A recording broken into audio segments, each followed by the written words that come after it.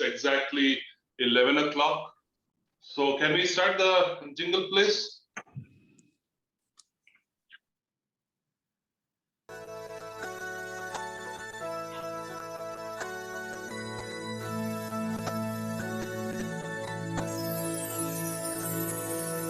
चाहे अग्नि बन जाए ज्वाला, करे कोप चाहे धरती अंबर, करेंगे जन जन की रक्षा हम, चाहे चलना हो अंगारों पर। हम रक्षक हैं जीवन के, सेवा है धर्म हमारा, अग्निशमन कर्तव्य हमें है प्राणों से प्यारा। चाहे अग्नि बन जाए ज्वाला, करे कोप चाहे धरती अंबर, करेंगे जन जन की रक्षा हम, चाहे चलना हो अंगारों पर।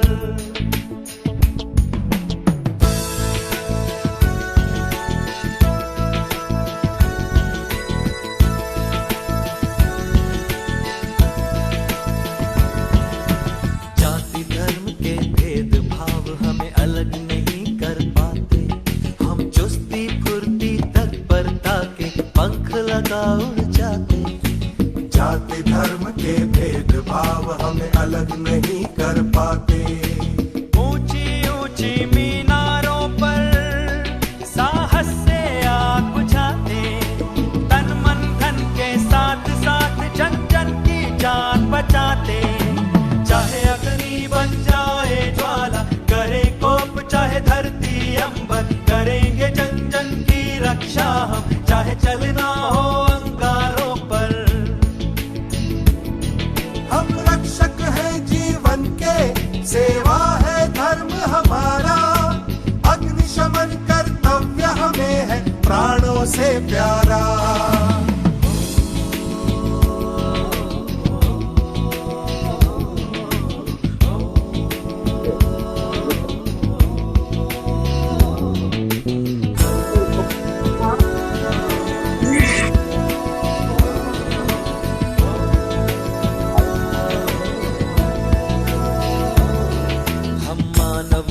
के सेवक हैं, खड़े हैं सीना तान, जाएं कहीं भी चाहे हम, पहले तो हैं इंसान। हम मानवता के सेवक हैं, खड़े हैं सीना तान, अनुशासन से भरे हुए संगठन पे है अभिमान, फर्ज की पुकार पर करते प्राणों का दान। चाहे अग्नि बन जाए ज्वाला, करे कोप चाहे धरती अंबर, करेंगे जन जन की रक्षा हम, चाहे चलना हो अंगारों पर।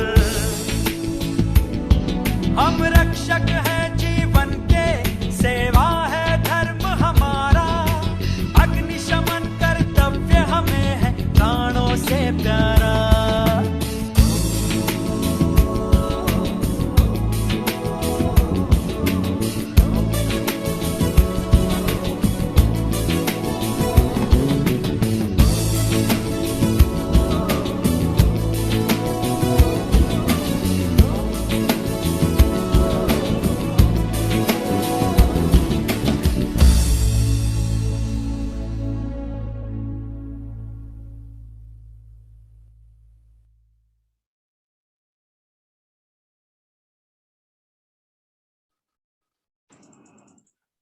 Good morning, ladies and gentlemen.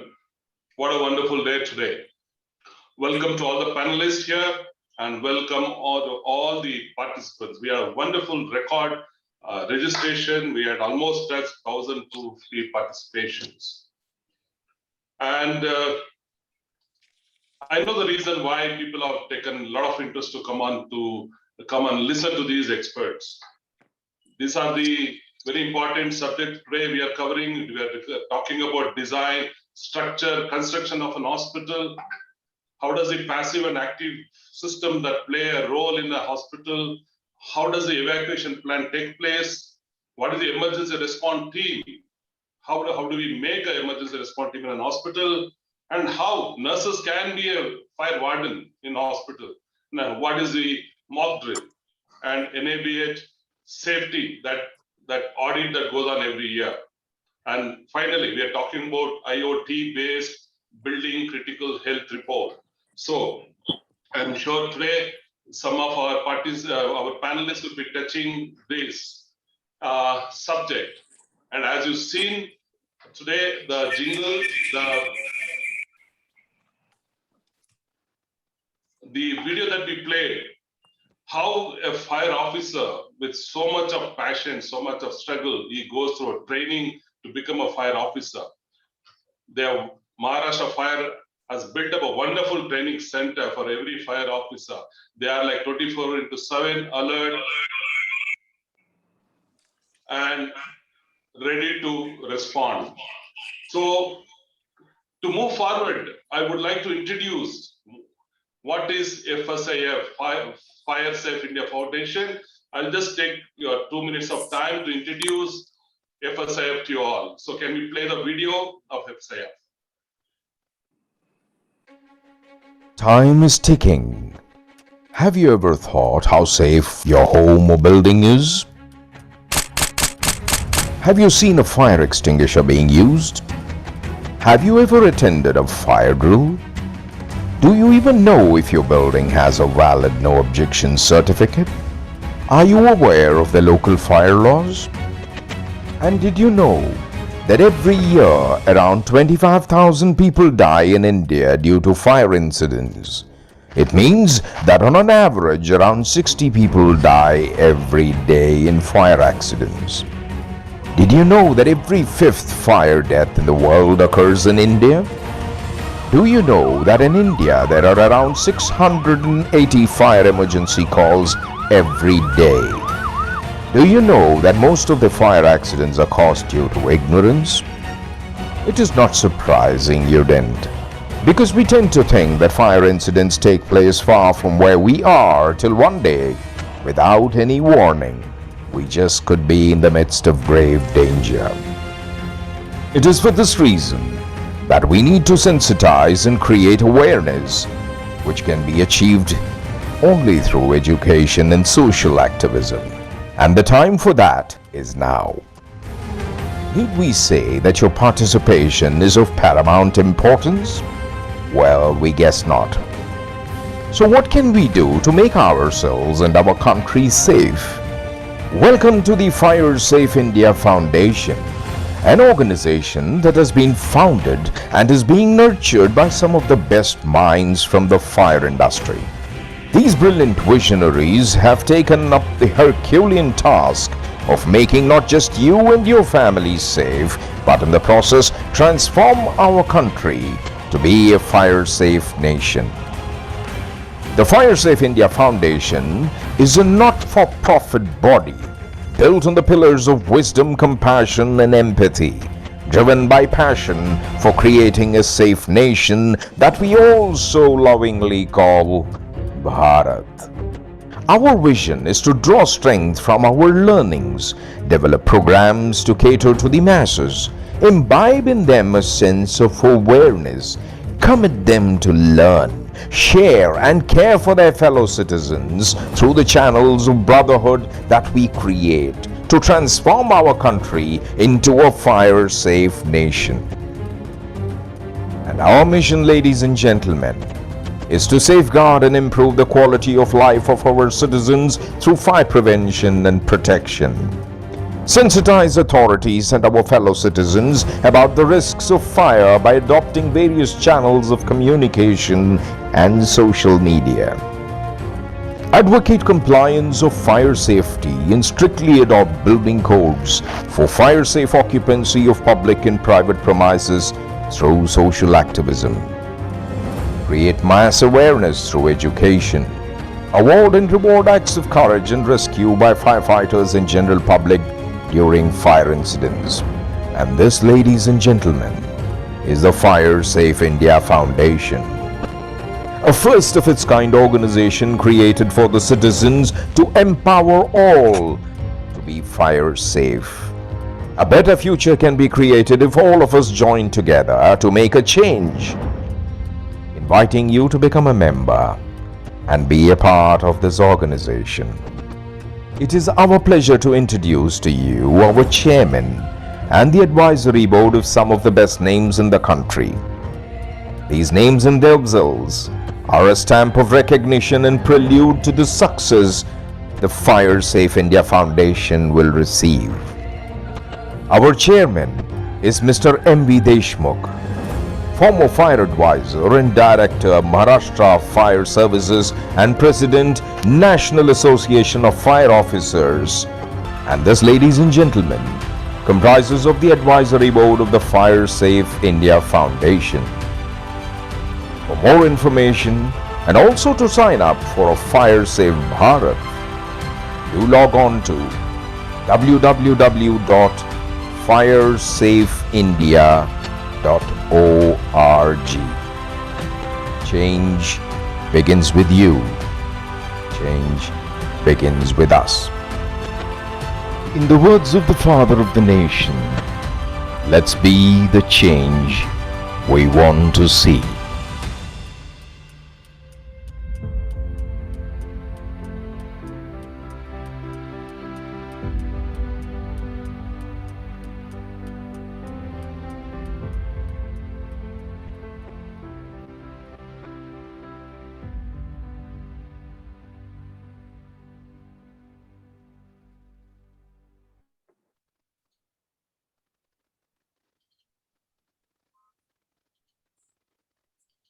Thank you, ladies and gentlemen. This is Fire Safe India Foundation for you, and it has been headed by our chairman, Mr. M.V. Deshmukh, the inspirational leader and a very respected fire officer of the country.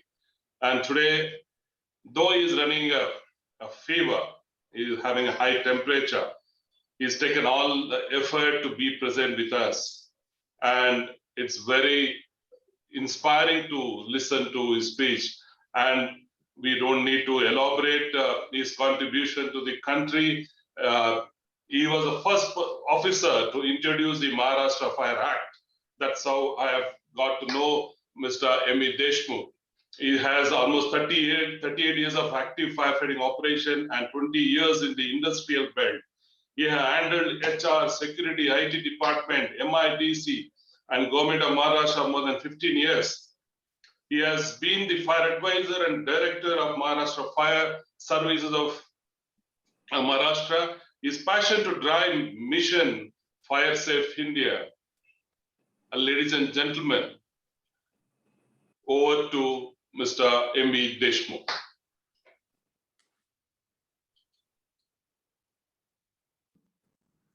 Thank you, Mr. Dominic, for a wonderful introduction of mine. Uh, Actually, to drive the mission Fire Safe India, this kind of a mission, the source of inspiration for me was my core team. Uh, and when I say something, I talk something, I talk without hesitation. May be my boss or it may be my superior. While praising them for their contribution, I always do not hesitate. And therefore, today I won't hesitate to say the contribution done by Mr. Warik, Mr. Potfode, Mr. Ogle, Mr. Kiran Hatial, and the core team at the Maharashtra Fire Services headquarters and the MIDC as well, and many key fire chiefs from Mumbai, Pune, Delhi, and many municipalities in Maharashtra like Nasik, Pimpri Chinchwad, and beyond that, and everybody had expectation. So this mission should not be focused to Maharashtra; it should be pan India activity, and that was a great support. Dr. Mishra is one of the most, I mean, the driver, and we always have the lateral interactions, and we say that we will do something different. The difference will be that we will drive this mission selflessly. We don't want to have the tag or wear the cap of a commercial body. We don't want to do commerce. We want to do charity, and we want to render the service to the humanity. I have a great pleasure in welcoming two new faces, that is Mr. Ahmad Mackay. This is opportunity for you to get introduced, Mr. Mackay and Mr. Vijay Agarwal. And other Jolly, she is not well, so she couldn't join today. And I always believe, and this is my punching line for last 20 years, that in collaboration we can grow, in isolation we can die. And therefore, the moment I got the offer from the Fire Protection Association of India, they are the original pioneer organization in India to drive the mission fire safe with the help of all the manufacturers and traders. And we have a pleasure to welcome to Mr. Nitin Shah, who is leading that organization for many years, and he wants to drive the change there also. So more and more hands we join, we can drive this mission pan India, and we can see that we empower the citizens. With this brief introduction, I would like to open up for the introductory talk of the today's program. When I was discussing with Mr. Dominic and my colleagues and Mr. Dr. Mishra, the theme that which we have created was got changed, and we gave a punching line, a question in the everybody's mind: do the hospitals burn? It is needless to emphasize that yes, hospitals do burn. Then what is the question before all of us and the all participants? I'm glad that the response is so phenomenal, so overwhelming, that really keeps my fever down and keeps me always motivated that yes, people are interested in the mission that what we are trying to drive. Now, once you know that the hospitals do burn, then we have a challenge before us. First, the major challenge: how do we design and make our buildings as to prevent the fires in the hospital? What all can be done? The experts are going to elaborate on that. And the second challenge is, okay, in case of a contingency, in case of all precautions having in place, even if the hospital catches a fire, then what? How are we going to respond to for the evacuation of the patients? Maybe what we call in general language the lateral rescue or lateral evacuation, that one part of the building to the other part of the building.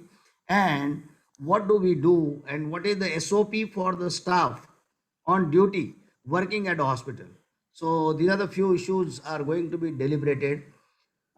Then the other challenge is, in case of hospital, is different than the other normal occupancies.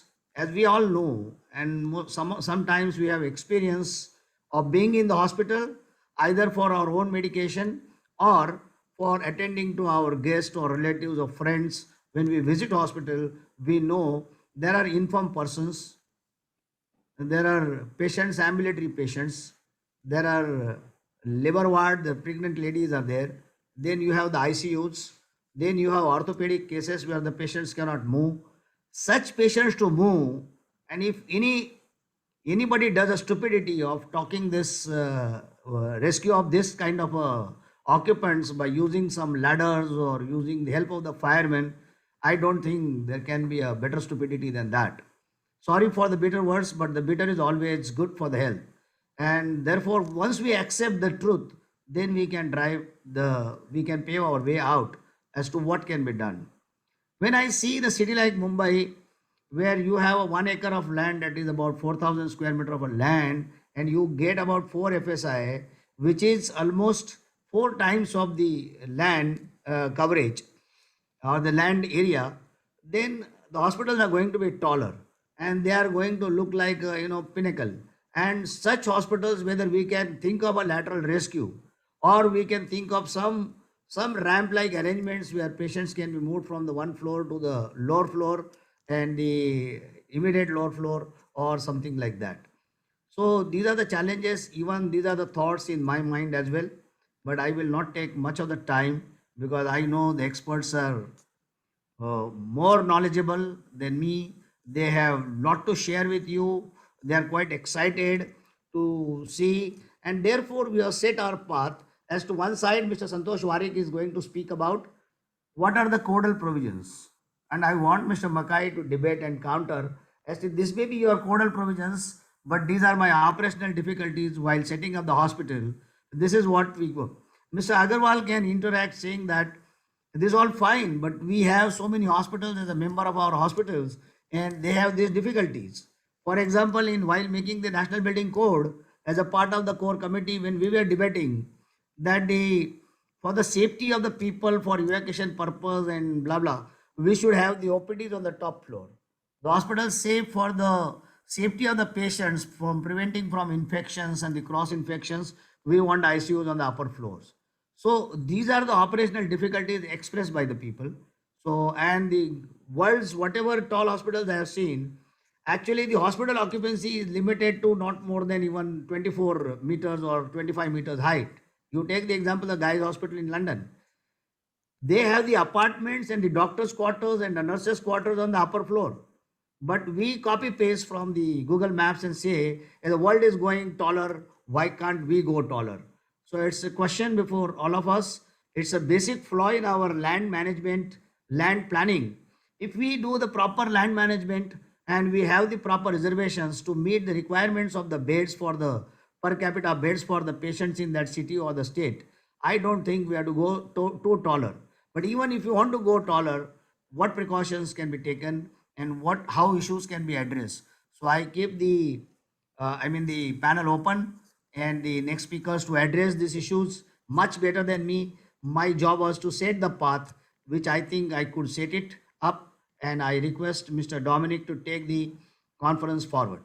Thank you so much.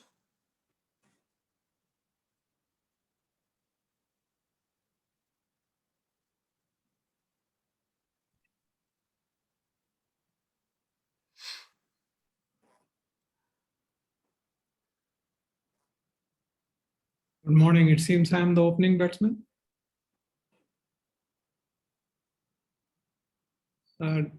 Dominic, can I share my screen?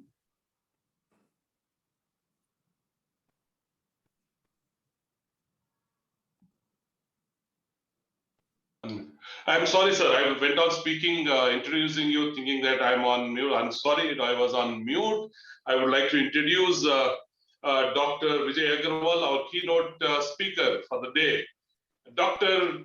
Vijay Agarwal is a crusader for continual quality improvement in healthcare, as a vision to raise the bar of Indian health organization to match global standards through consortium of accredited healthcare organization called CAHO, which is a national body of repute for promoting patient safety, healthcare quality protocols, and accreditation.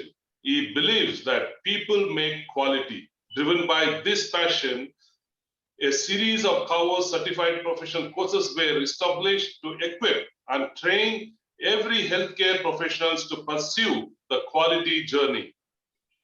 He was instrumental in countries adopting strategy for polio eradication, played a very important role in shaping Pulse Polio, the biomedical waste management scheme in Delhi. He commenced his professional career in 1973, has over the decades earned sterling reputation as a pediatrician and has been recognized by IMA as an honorary professor. Distinguished Alumnus Award of Maulana Azad Medical College, Lifetime Achievement Award by the Indian Medical Association IMA and Association of Healthcare Providers of India, and National Statesman for Quality and Excellence. Dr. Vijay Agarwal, I know him since a couple of years. Whenever we invite for a program, he always comes forward because he also believes safety is the most key subject for hospitals. So I'm sure we will continue to get his support and we associate with them on way. Over to Dr. Vijay Agarwal. Thank you. Thank you, Mr. Dominic, for this very profuse, I would say, introduction. Was not much needed. Can I share my screen? Yes, sir. Yes, sir. So just 1 second. All right. Can you see the screen, please? Yes, sir. All right. So I bring you greetings from CAHO, which is the consortium of accredited healthcare organizations. And we have been in touch with Dominic, and some of your other members are very, very impressed by the kind of work that you people are doing. And we are very happy that we in our own part have been training and certifying people for the fire safety and emergency preparedness in the healthcare organizations, along with Cholamandalam, we started a 3D kind of a program to use 3D for training the individuals. So I bring you greetings from Kaho. However, I would like to say hospitals. Do we understand how complex they are? Now, I think in just few minutes, I'll just like to take like a virtual tour of a hospital. What could be going on in a hospital for people to understand? And I think Mr. Deshmukh had put it very, very nicely in when he was setting up the context for this particular seminar. So like this, you can imagine, could be just any casualty or the emergency ward where you see this doctor attending on this lady who is had a fracture. There is another person out there who is having a chest pain. There is somebody who is having an attack of asthma. And then suddenly somebody is brought in maybe with a bullet injury. And with that, sometimes there is a chaos. There could be even violence, why my patient is not being attended. While in another part of the ward, of course, you have a lot of patients who are getting various kinds of treatment. You have ladies who are in the ward delivering. One of the lady had postpartum hemorrhage, and another one had some other problem, was taken for an emergency cesarean section. So you can imagine that what kind of emotions and things are going on. Here, there is this social worker trying to explain at the time of the discharge to this newborn baby and the mother. And then there are routine ward rounds going on. There are patients who are undergoing dialysis, one after the other. There is another person, lady who is undergoing an endoscopy. And there's another ICU where somebody may just become suddenly sick and will start to draw attention. Another procedure going on in the hospital. In the OPD, somebody is undergoing an eye checkup. And again, another ICU. And then you see these is the typical scene on a nurse station where there are patients with anxiety and everybody who is kind of sitting around. So you see what I would like to say, that your topic, do the hospitals burn? I think hospitals burn every day in a different manner also, besides the real fire. Because what fire does is to create what we call as a VUCA environment. VUCA is whenever there is going to be a fire, the situation becomes volatile, uncertain, complex, and ambiguous. And this is the circumstance in which the hospitals work day and night. Because we have a triple or quadruple aim, as you can call, because healthcare workers have the universal challenge of providing quality care and providing access to care and at an affordable cost. And on top of that, you need to make sure that the caregivers are engaged and have minimal stress and avoid burnout. So if you keep all these things together, it's a very formidable challenge which requires, I think, significant and effective leadership. It requires competencies which usually you are not going to see, and they have to be at the helm of the healthcare organizations. So attention on fire, and I think Mr. Deshmukh put it very, very rightly, that when people are working in this kind of an atmosphere, fire is the last thing in their mind to add to this kind of a VUCA. So prevention of fire in the hospitals, I think, is of greatest importance, because whatever we may do, you have to understand that what you saw, everyone is busy providing cares of all grades, and sometimes of the kind that cannot be interrupted. I mean, you have the patients who are undergoing dialysis. There is a person who is undergoing a cardiac surgery. There is a person who is on the operating table for appendectomy or anything. It's very hard to imagine that you can interrupt that and say, all right, now please proceed for the evacuation. So handling at that time, there are people, what are they doing? Handling queries of the people, handling their anger, providing emotional support to them for one thing or the other.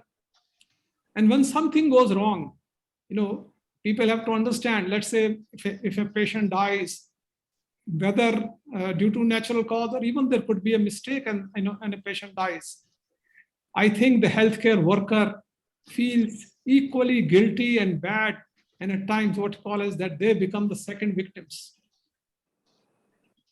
So hospitals function in VUCA environment every day, and what you don't want, and the last thing you want is the danger of fire, I think, which multiplies VUCA 10 times. Now, I would say that in spite of this, the hospitals now are being trained to talk about how should they be preparing themselves for fire. Just one second.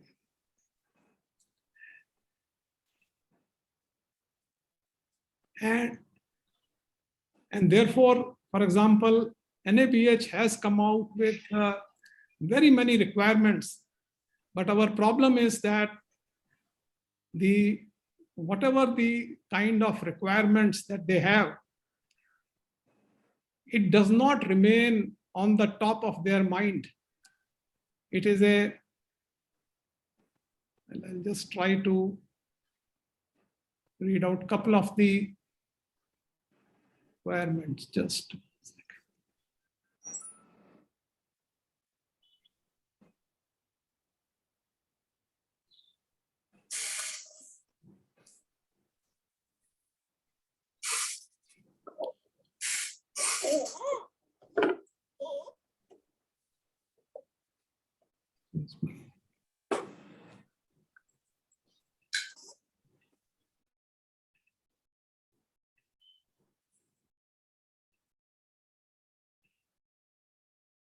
Just give me one minute.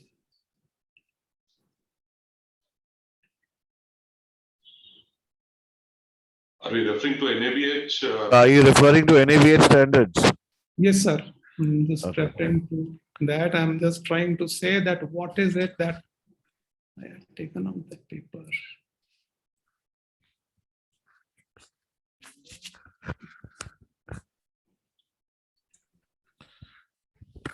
Anyway, see. Anyway, Mr. Warik is going to cover that. That time, Mr. Agarwal, you can give your comments. Sure. So anyway, what I think the kind of the NABH requirements which now cover what a hospital is supposed to do, they are first of all supposed to get an NOC from the fire department, which especially I would say for the old buildings and all is not easy. Now today, whenever we are talking about at least the new hospitals, we can try to be, and we should be very stringent as to how they should be allowed to come up, because even now anybody and everybody is able to open a hospital without giving much thought to these things, which is extremely a sorry state of affairs. But the old hospitals, we have to really think very hard as to how to kind of help them in meeting the fire requirements, and how do we see that the fire is prevented out there. Now, they are asked to do that, all right, get a NOC from this thing. They're all supposed to have a fire safety committee headed by a senior person in the hospital. They are supposed to do a mock drills to a number of times. But ladies and gentlemen, what I can try to say is that there are 101 other things where the hospitals are into far more vulnerable situation. There is, for example, a person who is undergoing a complex cardiac surgery. The people there have not even gone through the process and not trained even for what their domain is. And therefore, to expect that if a fire happens, and unfortunately, fire was never in the minds of the healthcare professionals till Emory happened. So once there is a major fire that kind of happens, then only the fire becomes a very, very important thing in the healthcare organizations. And suddenly everybody, right from administration to the healthcare people, become sensitized It leads to little more seminars. It leads to little more meeting programs. However, at the ground, the training and the lessons for the fire safety are not ingrained inside the minds of the people who are working in the hospital.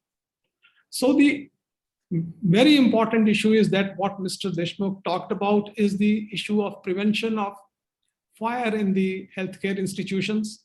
So you can talk about many things. You can take them to 2 mock drills into in a year, but I can only tell you that there is a mock drill that we have to do for a cardiopulmonary resuscitation when a patient dies unexpectedly.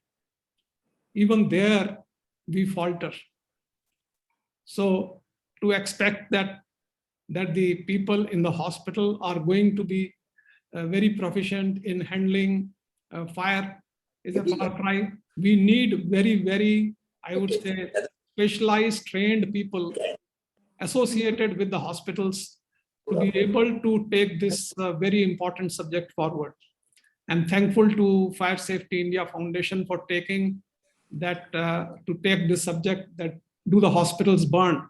And as I said, hospitals burn every day, either because of the non-fire things going on within them, or because of the fire when it happens. So over to you, back to Dominic. Thank you, sir. You have very rightly said, hospitals like a war zone. And the idea of safety is not the priority for the people, whether healthcare worker or the doctor. And the subject on hospital safety is so huge, we can probably run for a couple of days on that. So I'm sure over the period, with your support and help and the Fire Safe India Foundation, we'll be coming out with a series of webinar on, probably what doctors should know, what nurses should know, what the fire officer within the hospital he should know. I think it's a subject that we need to work very closely with CAHO, and with your support, I'm sure we can change the way we live in hospital or work in a hospital. Hospital is supposed to save lives, it cannot burn. But the structure that we build need to be made only for hospital, not that hotel or a hostel becomes a hospital. That's the situation of today.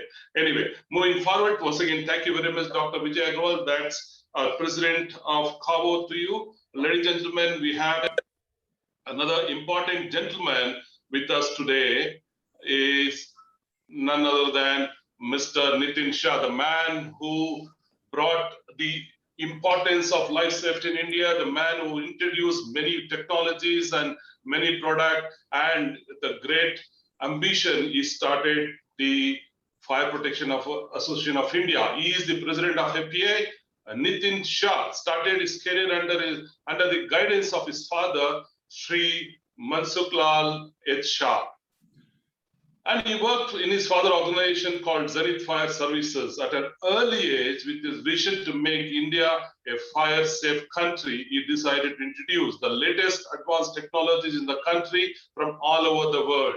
He was the first one to start his own assembly units and manufacturing units in India. With this futuristic vision, Mr. Nitin Shah, in the year 1984, started his own organization called Nitin Industries, which further progressed on Nitin Fire Protection India Limited in the year of 1990, a first listed company in India. Mr. Nitin Shah also represents as president of Fire Protection Association of India, and striving hard to bring the best possible practices by constantly upgrading the products and regulation in place in the interest of fire fraternity. Mr. Shah is a well-known face across India, highly respected gentleman. And over to Mr. Nitin Shah, a few words. Good morning. Thank you very much, Dominic, for giving long introduction about me.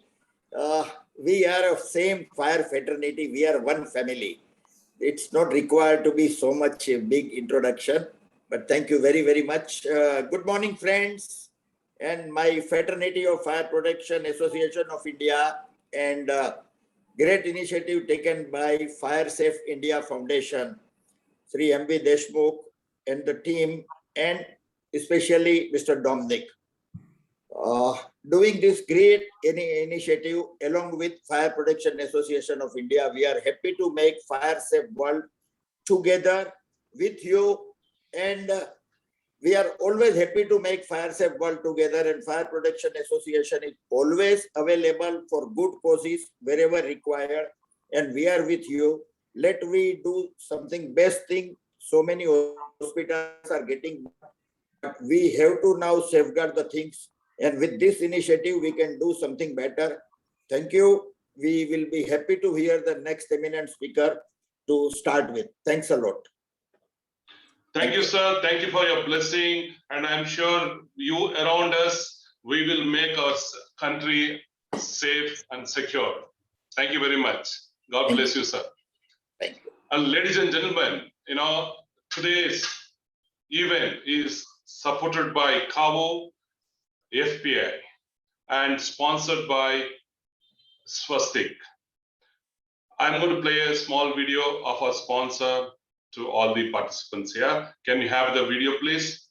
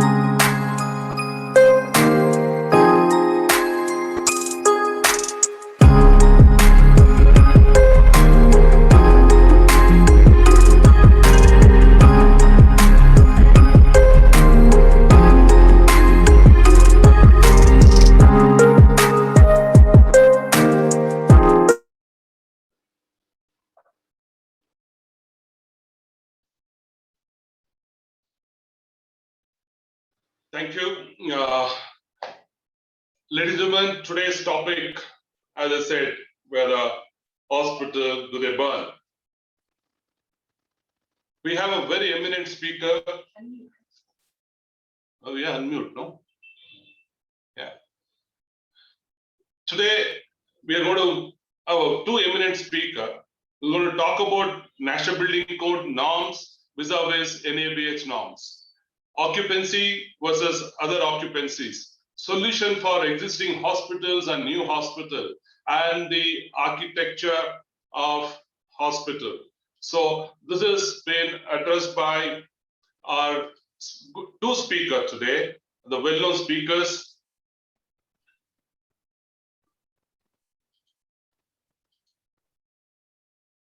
Mr. Santosh Warik.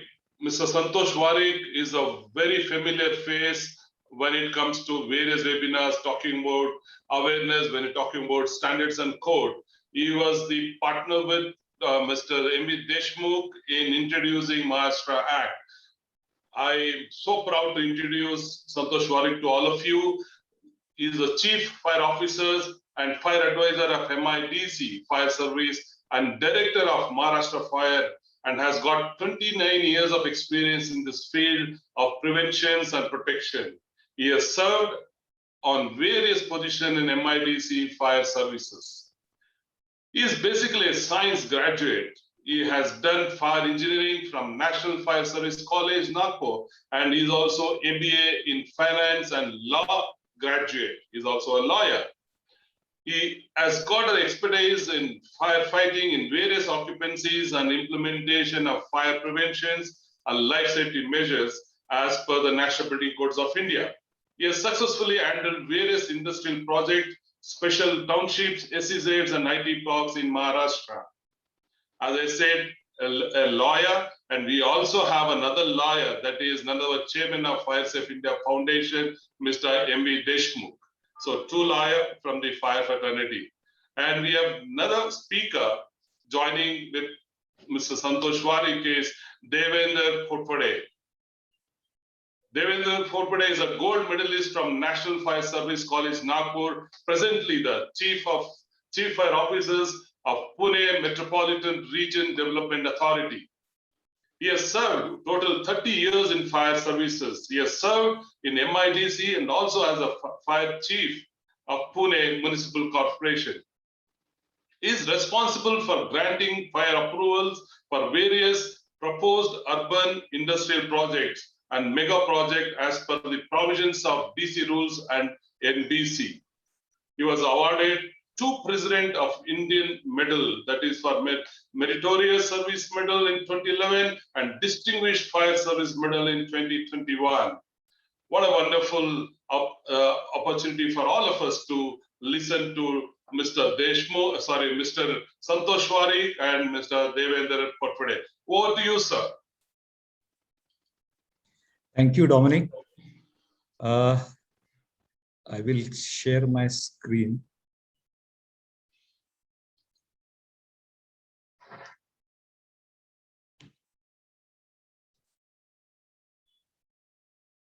So is it visible? Yes, sir.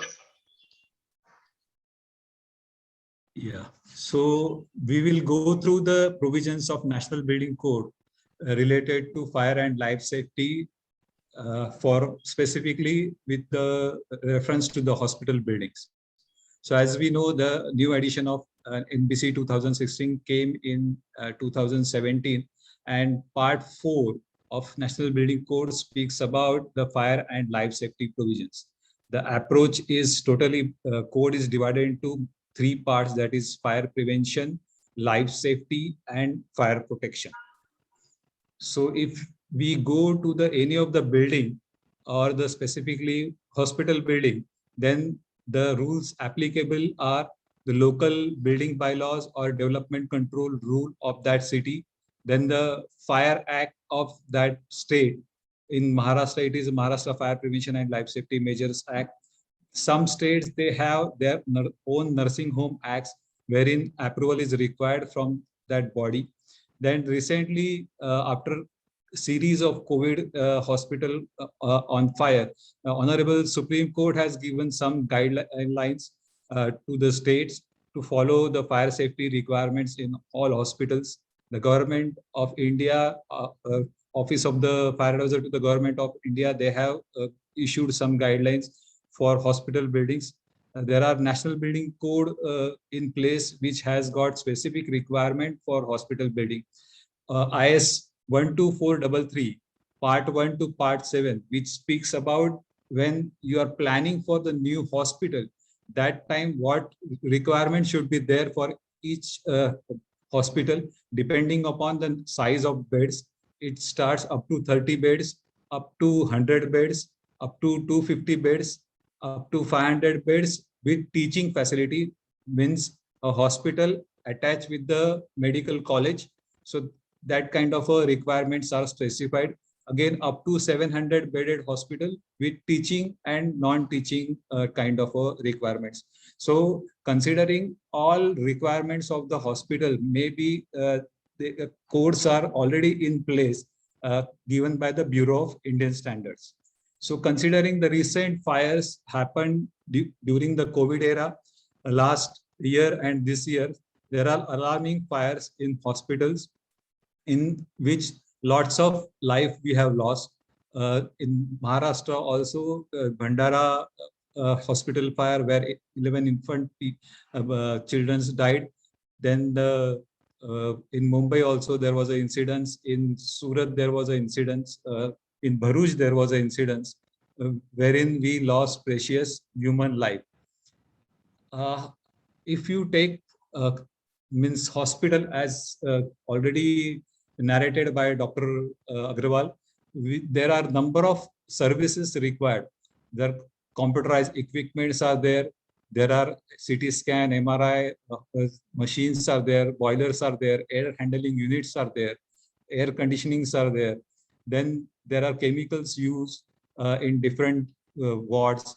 Then there is a solvent, alcohol, LPG for cooking, then oxygen for ICUs, and other chemicals are used. Then there are support required from the kitchen, pantries, storage, furniture, laundry, and interiors. So these are the various types of combinations available in the hospitals, which really needs a segregation from the fire and life safety point of view. A major issue, vulnerability of hospital buildings are the patients are immovable in case of emergency. They cannot move from the one compartment to another compartment on their own. So they need assistance. Or some are in ICU, they are very difficult to shift them from one point to the another point. So National Building Code has got given some new guidelines for the evacuation of occupants, which is called as a progressive evacuation, that we will see in future slides.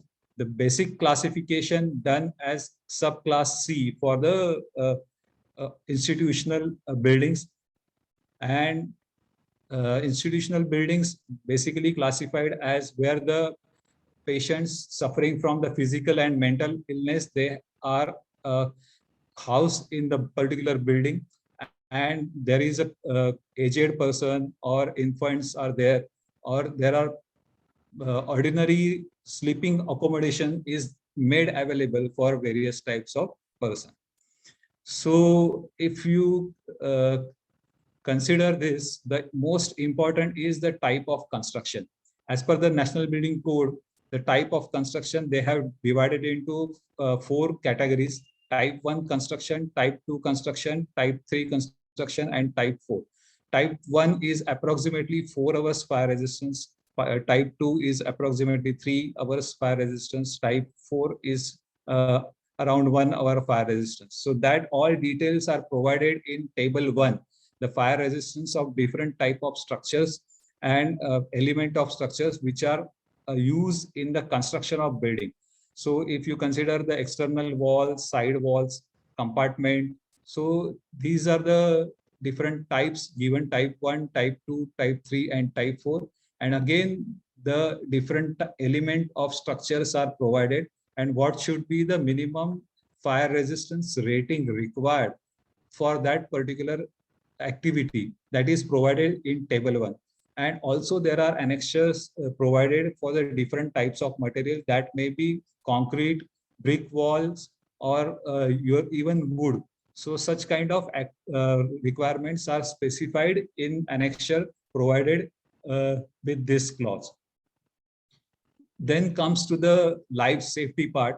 Life safety is the most important part from the occupant, for the occupant, that comprise of exit requirements, how many staircases are required, exit components, exit discharge, the travel distance from the farthest point to the nearest exit, the dead end corridors happening or not, the width of the corridors and passages, the staircase, whether they are pressurized or not, then firefighting shaft or the fire tower as provided in National Building Code, then the ramps, occupant load, what how many people can accommodate on a particular floor. So that is governed by the occupant load, compartmentation of the floor, then the smoke control, lighting, illumination in case of emergency, location of refuge areas, then the fire drills and the firefighting systems available in the building. So most important thing is the travel distance. It is the travel distance is the any farthest point on a floor to the nearest exit along the travel line, not a crow flying distance. And in case of a hospital building, it is recommended as 30 meters. So in this diagram, we can see the travel distance is shown and with the concept of dead end. So this distance, it is called as a dead end because somebody is coming out of this exit may lead to this dead end and he has to come back. So in case of a dead end, it should be half of the travel distance. So as far as the hospitals are concerned, it is recommended that it should not be more than 6 meters.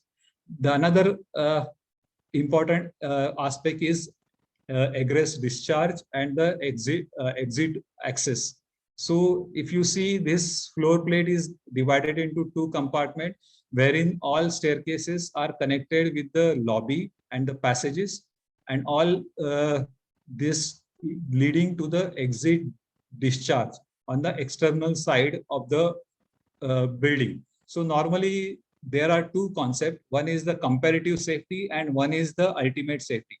Ultimate safety is a thing when you come out of the building or anything goes wrong in a particular building, and if you are on the open ground area outside the building, it is called as ultimate safety.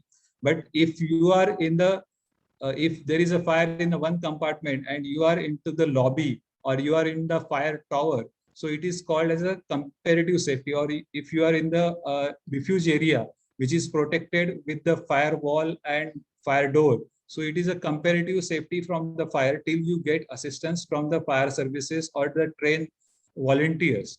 So this kind of a passages leading to the ultimate exit is most important. So there is another guideline given in the National Building Code. If you see, if your external staircase is drawing light and ventilation from one side, at least there should be a 3-meter blank wall should be provided, that the no heat and smoke should come out of that 3-meter wall and penetrate into the staircase. So that is the intent for this provision. If there is a light and ventilation provided from the floor, then at the staircase there should be a proper blank wall so that no heat and smoke should enter in the staircase. So these are the 2 examples provided in the National Building Code Part 4. So the most important aspect is the horizontal evacuation for the hospital building. The principle of progressive evacuation is very important, as there is a limitation of evacuating. Ultimate means a total evacuation of the occupant is not possible. So if you see in this drawing, the floor plate is divided by this central wall into 2 compartments, compartment A and fire compartment B. They are provided with the fire doors through this corridor, and every compartment has got a external staircase with the fire door. And if anything goes wrong in compartment A, the patients from the compartment A can be shifted to compartment B, so that anything goes wrong, the fire we have to contain in this compartment itself, fire A compartment, and it will not communicate to the compartment B, and all patient can be shifted to compartment B on that particular floor itself. So this is the concept with the proper diagram is provided in National Building Code, which is very important for the hospital buildings. Again, how to, while calculating the exit discharge, whatever the compartments are there on that particular floor, that may be area A, area B, and area C. So total occupants of all A, B, C should be considered, and the exit width should be sufficient enough to do the evacuation of that particular occupant load. So that is the recommendation given in the National Building Code. So progressive means evacuation is the temporary means of refuge for the hospital building with the fire doors, as I have already communicated, and the width of the corridor should be minimum 2 meters with swing type of a doors, self-closing doors, and it should have the same minimum 2 hours of the fire rating. Then compartmentation, as specified in National Building Code, with the sprinkler system, it should be 1,800 square meters. Is provided. Then, if the compartmentation is means if bed is considered, then it should be minimum 3.5 square meter per person. And if the standing person is considered, then it should be 0.6 meter square per person. So that kind of a provision.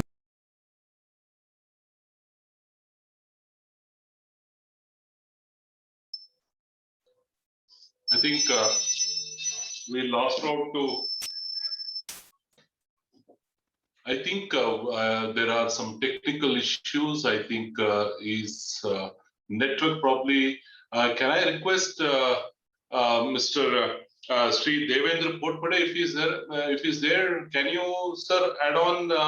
Probably you can join once you get connected. Sure. Yeah. Mr. Dominic, can I share my screen? Yes, sir. Once you once you finish, I'll request again Santosh to continue. Yeah. I think he's back. I think Santosh Warik is back. I will wait. I will wait. Yeah. I think, sir, I think you had a technical issue. Is it possible to continue your presentation, sir? Santosh Warik, sir?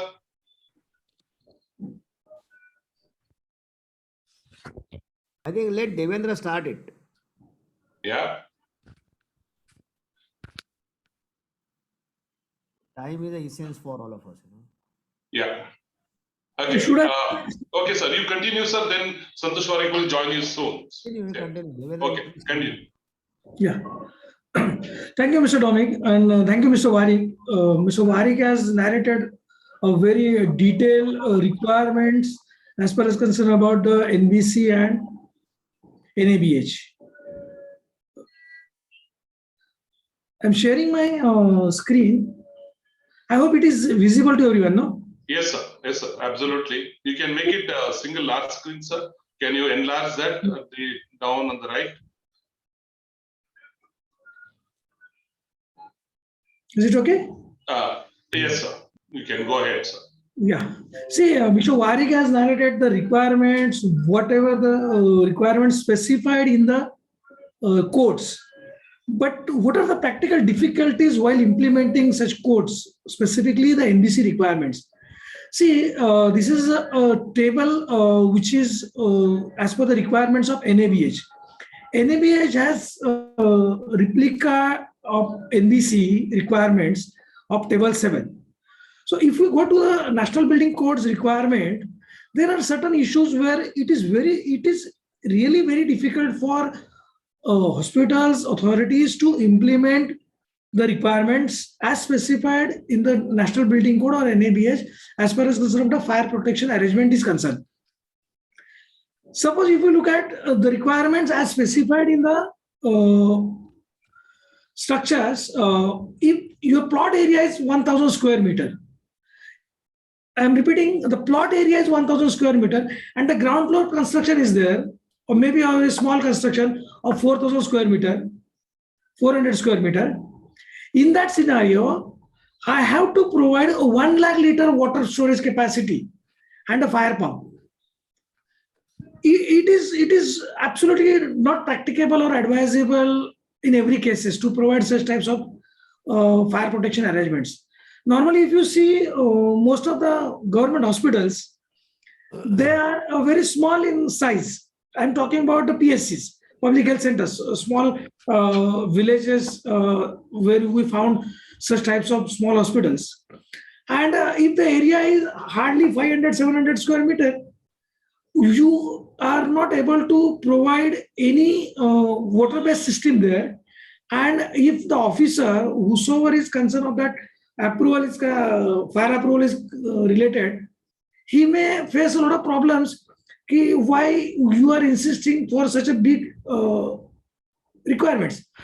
On the other hand, if you look at the other requirements, if it is a ground plus 1 story building, having only 800 square meter area, only 800 square meter area, I'm saying because earlier I said 1 acre, 1000 square meter plot area and 400 square meter area. Here the area is double. But in this scenario, I need to provide a terrace tank of 5000 liter capacity with 450 liters pumping capacity. There's a vast difference between the requirements as specified in the NBC as well as NAVH. If we look at the other provision, it is a ground plus 2-story hospital. If the hospital building is ground plus 2 or more. Hello, am I audible? Yes, sir. Yes, sir. We can hear you, sir. Go ahead, sir. See, if the ground plus 2-story hospital, irrespective of the built-up area, I don't need to go for any terrace tank. Only I have to provide a booster. I don't need to go for any booster, but I have to provide an underground water tank and pumping capacity. Friends, if we just walk to any of the city, we'll find these types of hospitals are in numbers. But will it be really possible for these hospitals to provide such types of huge underground water tank facilities or pumping arrangements at this right time? Maybe not, may not be possible. I'm not talking here about anything about the high-rise buildings. I'm only concentrating on the small chunk of the hospitals, which is taking almost 60 to 65% of the total hospital occupancies, apart from the high-rise structures. See, this is one classical example. This is a building, a ground plus 2 structure building. First floor, there is a shop. On ground floor, the shop. Then the first floor is a hospital building. And second floor, it is a residential accommodation of a doctor. If this building comes under the definition of hospital building, they have to go for the requirements as specified in the NBC, which is 75,000 liter water tank capacity, underground tank, 75,000 liter underground water tank, 1,000 liter, 10,000 liter overhead water tank, then pumping arrangement. When we have audited these particular hospitals, we came to know that only one fire extinguisher was there, which was provided for the protection of the system, the entire hospital. So, if you look at another hospital, this is a hospital ground plus 2 structure, but the hospital starts from the first floor, first and second floor, which is having absolutely hospital accommodation. ICU is also there. Even though ICU and the hospital beds along with the special wards, there's only 2 fire extinguishers were provided. When we asked these things to the hospital authorities, they said, okay, we are very much interested to provide the system, but we can't afford to provide the entire system. We can't take the entire system load. And the other ground floor occupants, they are not ready to share their expenses as far as concerned about the fire protection systems arrangements requirement. If we look at this particular hospital, this is again a very classical example. This is a bedded hospital, surrounded by every corners by other residential accommodations. The entrance is absolutely obstructed. Nowhere you will find any sort of entry exits point very easily. Only 2 extinguishers were there.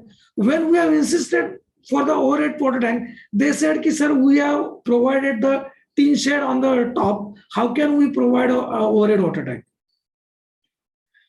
What are the common problems we faced during this particular scenario?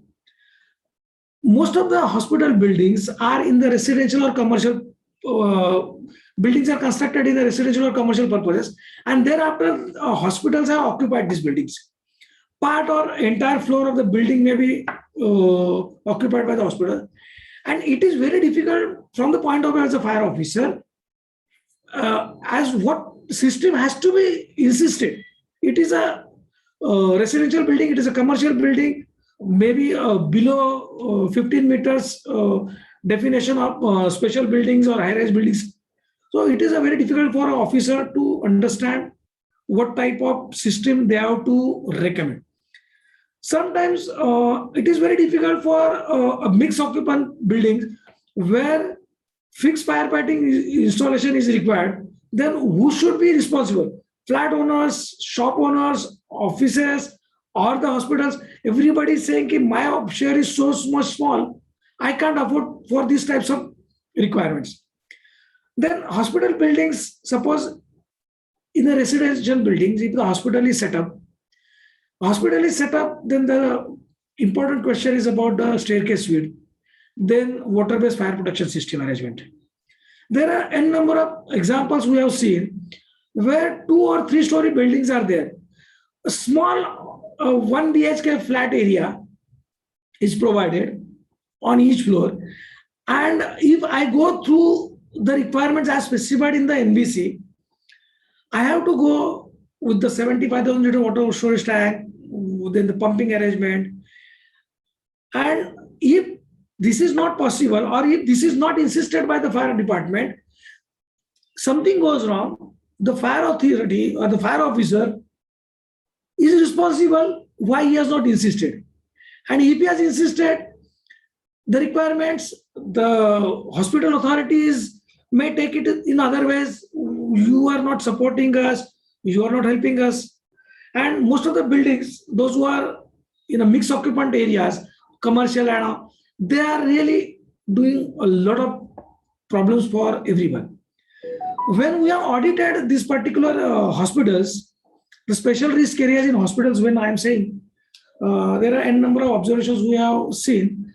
The most important is ICU.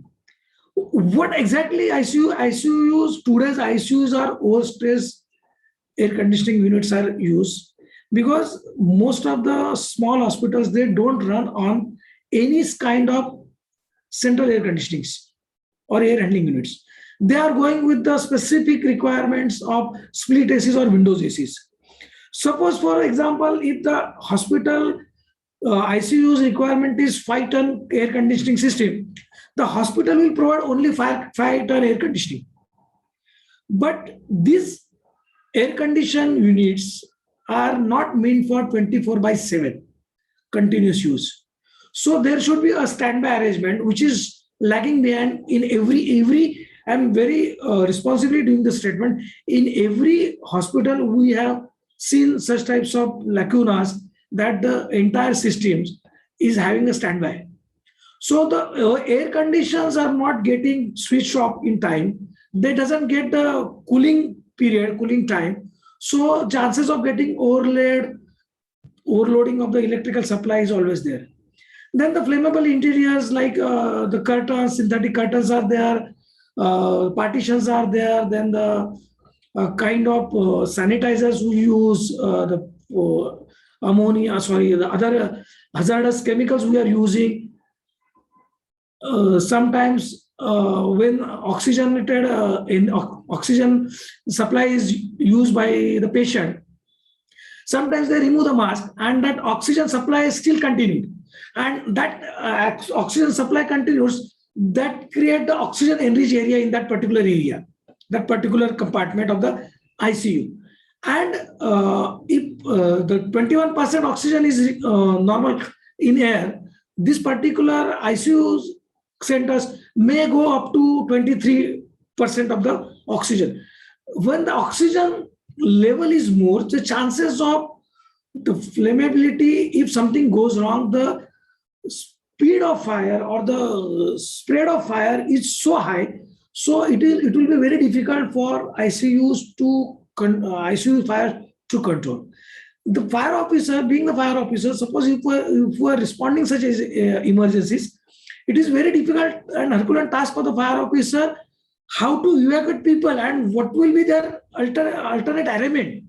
Alternate arrangement may not be possible for the fire officers.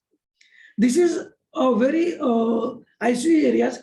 So every hospital should make emphasis that at least ICU should be zero fault or zero fire areas can be considered. Will it be possible? Then the other areas like general storage area, we have find some of the storage areas where the sanitizer is kept, where on the same side there is some cotton wastes are kept, some bandages are kept, medicine is kept in the same storage area. something goes wrong, the spread of fire will be so high, it will be very difficult for the entire hospital for the evacuation purpose. Then these are the some small risk areas. Everybody knows about the canteen, laundries. The exposure hazards, I'm saying, when I'm saying exposure hazards means nearby risk. We have witnessed one or two hospitals where the hospital is attached, one side the Chinese restaurant, and one side it is the hotel having a fast food facility. Both of them are having the gas cylinders external side. Something goes wrong on that particular hotel itself, it is going to make a big problems for the hospitals also. These are some of the observations we have made. See, this is a hospital having only the main entrance. You can see the main entrance. This is a main entrance of the hospital. And this is also a main entrance. The hospital is situated on the first floor. And then the top floor, you can see, this is a part of the hospital. Here the patients bedded hospitals. No fire protection arrangement is possible, neither they have provided it. If you look at this another hospital, this is a specific cylinders, oxygen cylinders are kept in the entry exit areas. The side margins are absolutely encroached and it is very difficult for any kind of response for the fire officers for any kind of emergencies. This is a very classic example. They have provided 2 staircases. It's a ground plus 5-story building. They have provided 2 staircases, but the main passage is absolutely locked by the door just to prevent the access from one side to another side, because they are providing a woman ward and male ward. So this may be the arrangement for the hospital purpose, but in case of emergency, the purpose of providing 2 staircases getting defeated, as well as the evacuation purpose is very much in danger. So this is one more area where we have to really keep ourselves educated. This is a battery area, and along with the batteries, server room is situated in the exactly the entry or exit single entry point where the batteries are situated. You can imagine the thinking of the people. Now, this is one more a classic example of the hospital. They have provided the oxygen batteries, storage of the oxygens in the basements, where all the electrical, these green meter rooms, these green lights, these are all electrical rooms you can see. The vehicle parking is also there, and the oxygen cylinders are there. Something goes wrong, you can imagine the next future of this hospital. This is one more super specialty hospital I have come across. See the wiring on the electrical wiring. If something goes wrong, the collapsible door is already there, which is already shut more than half, and the entry is restricted. This is one more hospital. The general ward is situated in the basement. And I have also witnessed 2 big hospitals, they have the ICUs in the basements. And it is very difficult for any officer to accept such kinds of things. And when you don't accept the things, they run the hospitals as it is, because there are certain issues related to the public patient safety. Because we can't afford that the hospital should get closed, as we are also depriving from the medical facilities. But these are the things which we can really take some lessons, and at least we will able to see and we will able to avoid certain things. See, this is one more classic example. This is an entry and exit point where the cylinders are kept. This is a single entry point, ground plus 2 building. So you just imagine how the person can go. This may be for a few minutes they have kept the cylinder there, and we could able to capture the photographs. But this is a scenario where the common passages can be obstructed. And if it is common passages are obstructed, in case of any emergency, it will be very difficult for the occupants, for the patients, as well as the responders who are going to respond to emergencies.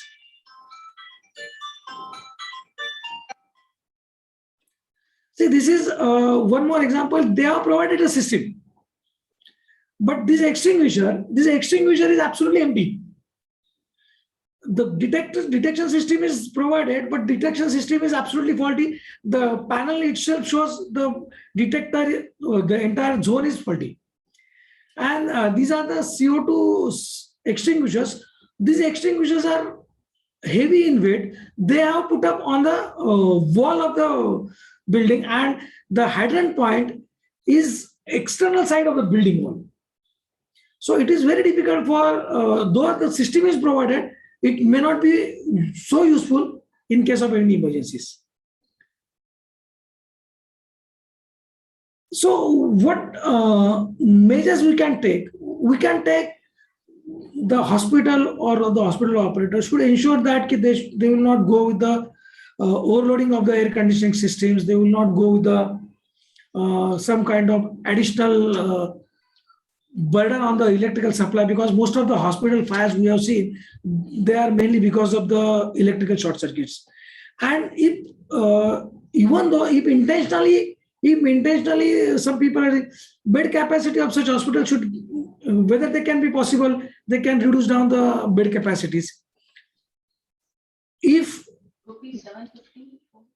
the hospitals are not ready to accept anything, yes, we do understand, we do appreciate the medical service is very much essential for the society, yes, but there are certain requirements which needs to be followed.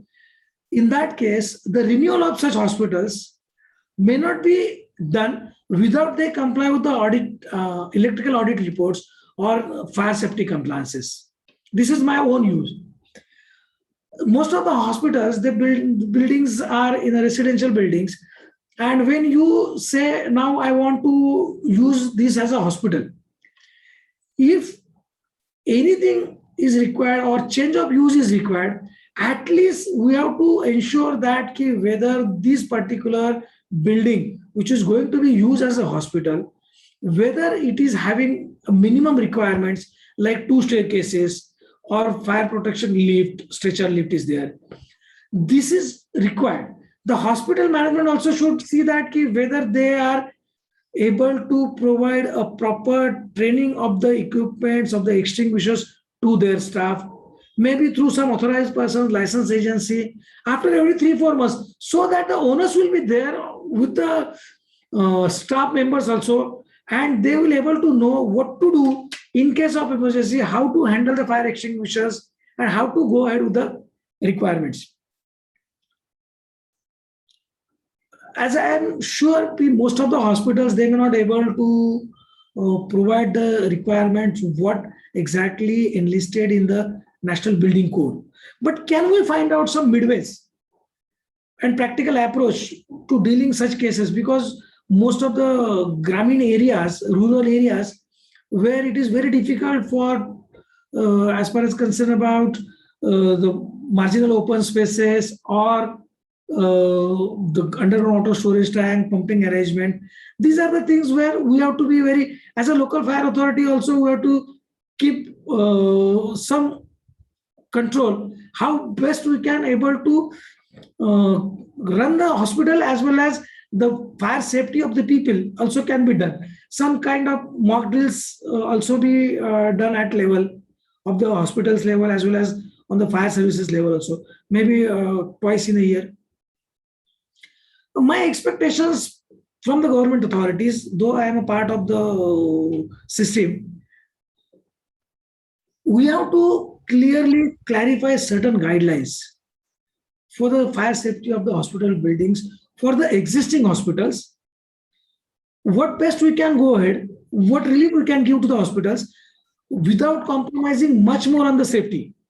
On the other hand, we also have to see that whether this rift between the authorities and the fire officers, because fire officers are doing their job they have to abide with the codal provisions. If they don't do that, we have experience about certain hospital fires where the officers are also booked under the culpable homicide.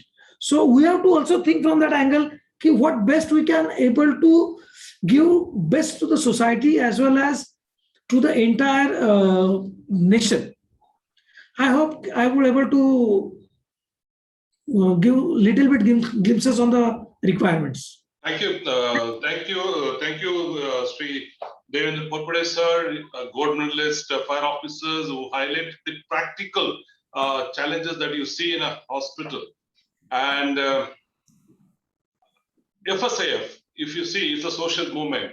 Whenever you come across the violation of fire safety, we have a platform in the FSAF website where you can post the images and the location so that we as an FSAF take up with the authorities. If the authority don't listen, we go to the court.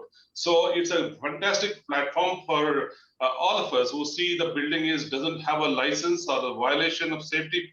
Please come forward. That is the reason this foundation is formed, to highlight the violations in the country. Unless these images are collected and compiled, we cannot go and make an issue. So, ladies and gentlemen, such a wonderful images that he has shown, very disturbing. And who is responsible ultimately? Is it the municipal corporation responsible or the fire department who gave the approval of this thing?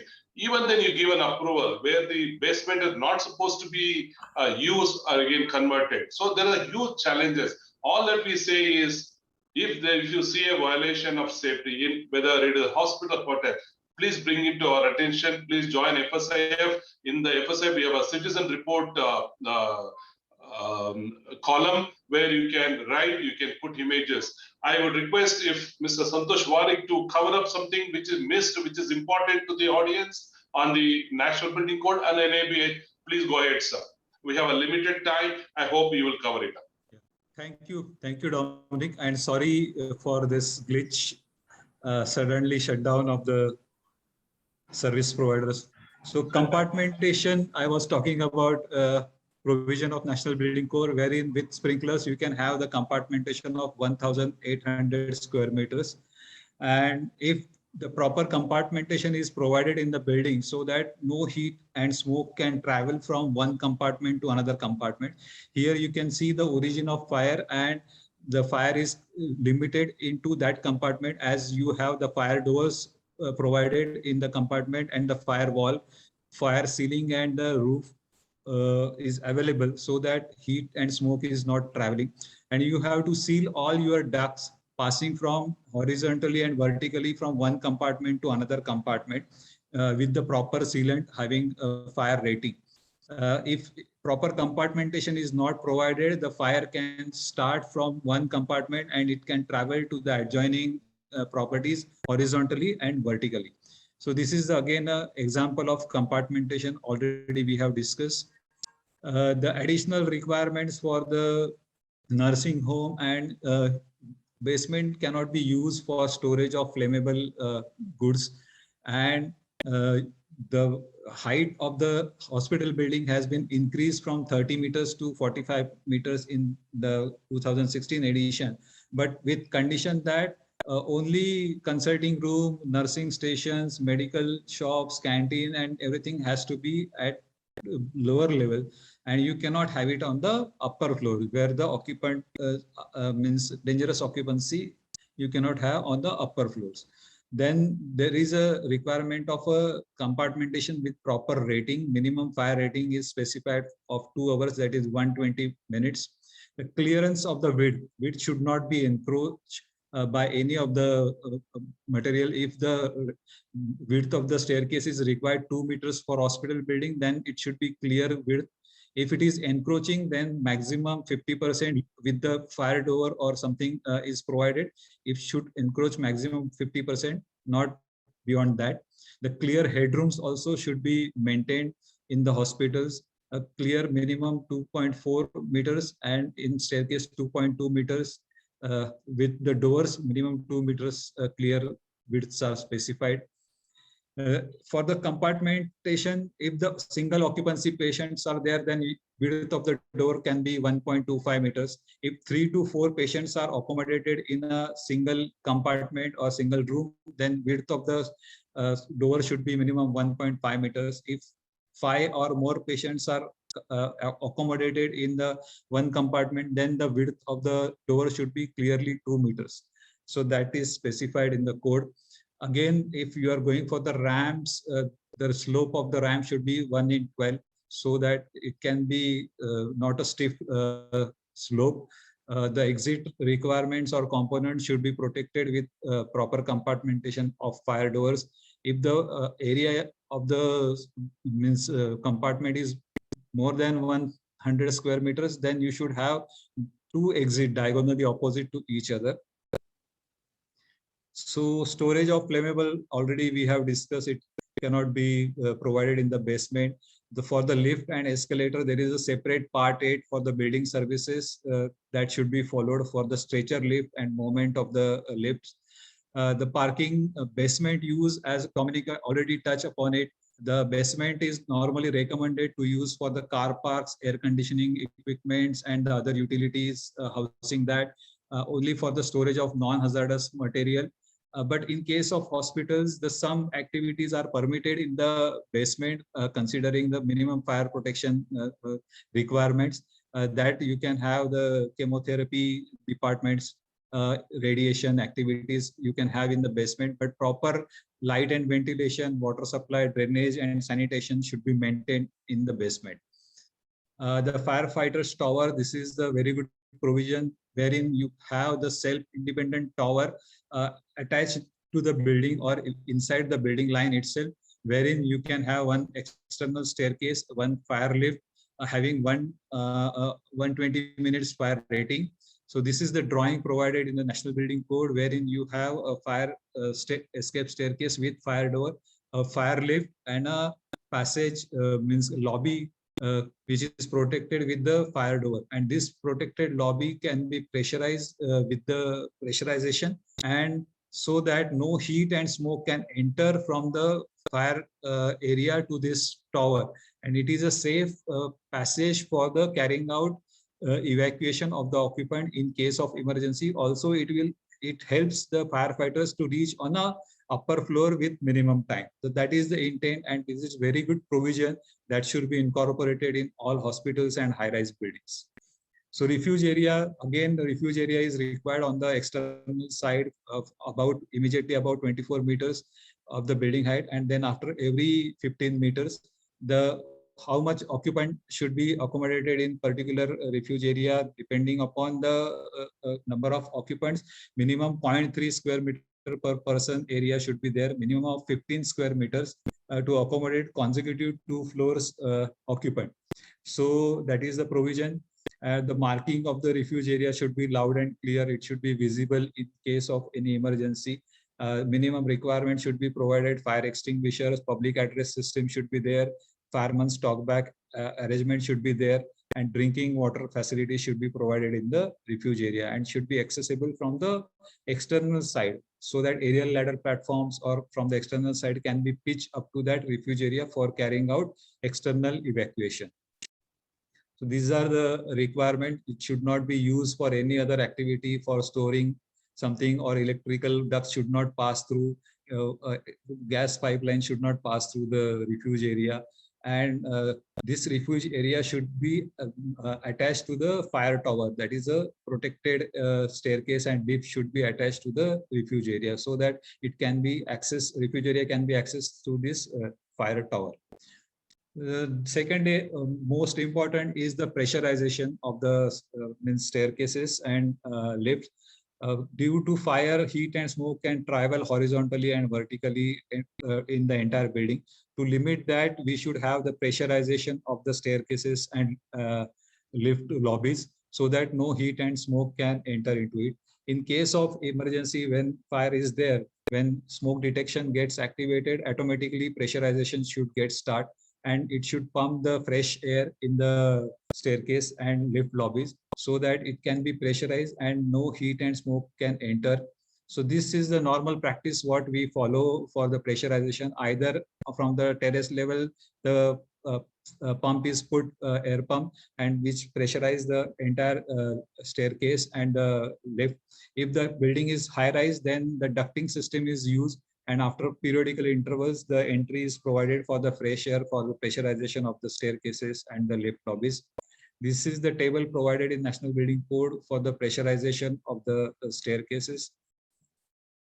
This is the ventilation system. Normally, the loss of life in hospital or any building, it is due to the smoke and not actual fire. So there are provisions made in hotels and hospitals wherein you can take away hot products of fire from that particular compartment and you can throw on the external side. So that ducting system with proper fire rating can be made so that in case of emergency, the visibility of the fire can be achieved, and the whatever the systems are provided in the building, maybe detection system, sprinkler system, it can act come in action, and it can control that fire in that particular compartment. So this is a very good arrangement for removing the hot smoke and fumes from the compartment to the external side of the building. So this is normally it works after detection, sprinklers will come in action and smoke can be removed from that particular compartment to the external side of the building. As already discussed with by Mr. Portfode, exposure hazard is very important. If anything goes wrong in any particular building, how that is going to affect my building. So it is an exposure hazard. Normally you can see the marginal spaces around the building are playing very important role in the exposure hazard. Both the buildings are having proper marginal spaces, maybe of 6 meters or 9 meters, that create a sufficient distance between two buildings so that in case of fire or explosion, that exposure hazard can be limited. So this is an example of exposure hazard. Anything goes wrong in the building, how it is going to affect the adjoining building or adjacent building. This is again an example of exposure hazard. Lower some other activity and adjacent activity is affected due to the fire. The access for the fire and emergency around the building. In case of high-rise building, we required minimum 6 meters road around the building with the 9 meters turning circle, so that we can reach around building for carrying out external firefighting and rescue operation. So fire protection requirements are as provided in table 7, right from fire extinguishers, hose reel, hose, weight risers, downcomer, automatic sprinkler system with pumping arrangement, manual call points, detection systems. So these are provided also for the high-rise building. Special annexure is provided in Annex E, and for the firefighting drills, the annexure is provided in Annex D. The guidelines are provided in Annex D. So NABH guidelines, already we have discussed about it, the requirements. The majority fire prevention and life safety point, they have recommended the National Building Code provisions itself. Only cross reference is given during the inspection. Healthcare, what they see, the requirements of the fire escape plans, the exit signages, the exit plan is in place, the training is given or what, the doors, fire doors, that checklist is framed by the NABH, and the auditors, they go as per this checklist and they certify the hospitals from the fire and life safety point of view. So these are the again some guidelines related to fire prevention and control instruction as per NABH. The manual has to be prepared and the plan is to be provided in the building. SOPs should be in place. So these are the requirements given in the NABH. So these are the guidelines again for the NABH. If fire NOC, valid fire NOC is there or renewal is done through the local fire services, then they go as per that. If the absence is there, then there is a checklist and third-party audit systems are recommended for the safety of the hospital. Again, checklist related to provisions of National Building Code and the exit requirements already we have discussed. The minimum fire protection, weight risers, automatic sprinklers detection given in the National Building Code, same is copied in the NABH. These are some additional guidelines which are available in India from the Indian Public Health Standards. They give for the 101 to 500 bedded hospitals at district level. Then there is from the disaster management point of view, National Disaster Authority has given guidelines for the hospital buildings. So these are the very important provisions one should know about and one should go about to ensuring the life safety of the occupants in hospital. Thank you very much. Thank you, sir. Thank you, Mr. Santosh Warik. And we had two wonderful speakers who spoke about the standards and codes, talk about the National Building Code and versus NABH. And we had another speaker talking about practical what's happening in the country. If you look at 30 beds below in the country, if you start stringently implementing the or audit the hospitals, I think 60% of the hospital need to be closed. Is it possible? If you start implementing and audit, and if most of the hospitals are violating, it is not possible. So what are the ways of improving the existing hospital? That also has been discussed today. And as our keynote speaker, Dr. Vijay Agrawal said, there are a lot of challenges we have. We have a hospital which is built in 1950s, 1960s, 1970s. So how do we implement the new challenges or new changes that is brought in a NBC? And also the operational challenges. So what are those operational challenges? We have a wonderful speaker today, Dr. Ahmed. I'll just share his profile. And yeah, Dr. Hamad S. McLean is going to talk about the current challenges of the hospital, the operational challenges of the hospital from the doctor perspective. He's a healthcare management professional, been in the healthcare industry over 25 years, spent 18 years with Aga Khan Development Network, and now over 7 years with his own company called AAA Healthcare Consultancy Services, which focuses on setting up quality healthcare infrastructure in hospital and medical colleges. We have this distinguished speaker who is going to highlight the subject that we spoke. Over to Dr. Ahmed S. McLean. Thank you, Dominic. It's been wonderful to hear all the stalwarts talking about fire safety. Will you help me with the slide, or should I do it from my screen? Yeah, I will. I'll just post your slide here. I'll try to share that. I can do it if you want. Yeah, I'll just share with you now. Yeah, you are done. So we can start with the slide number 3. You're going to slide number 13. Sorry, yeah, 13. 13, yes. Yeah, Please. you can go to.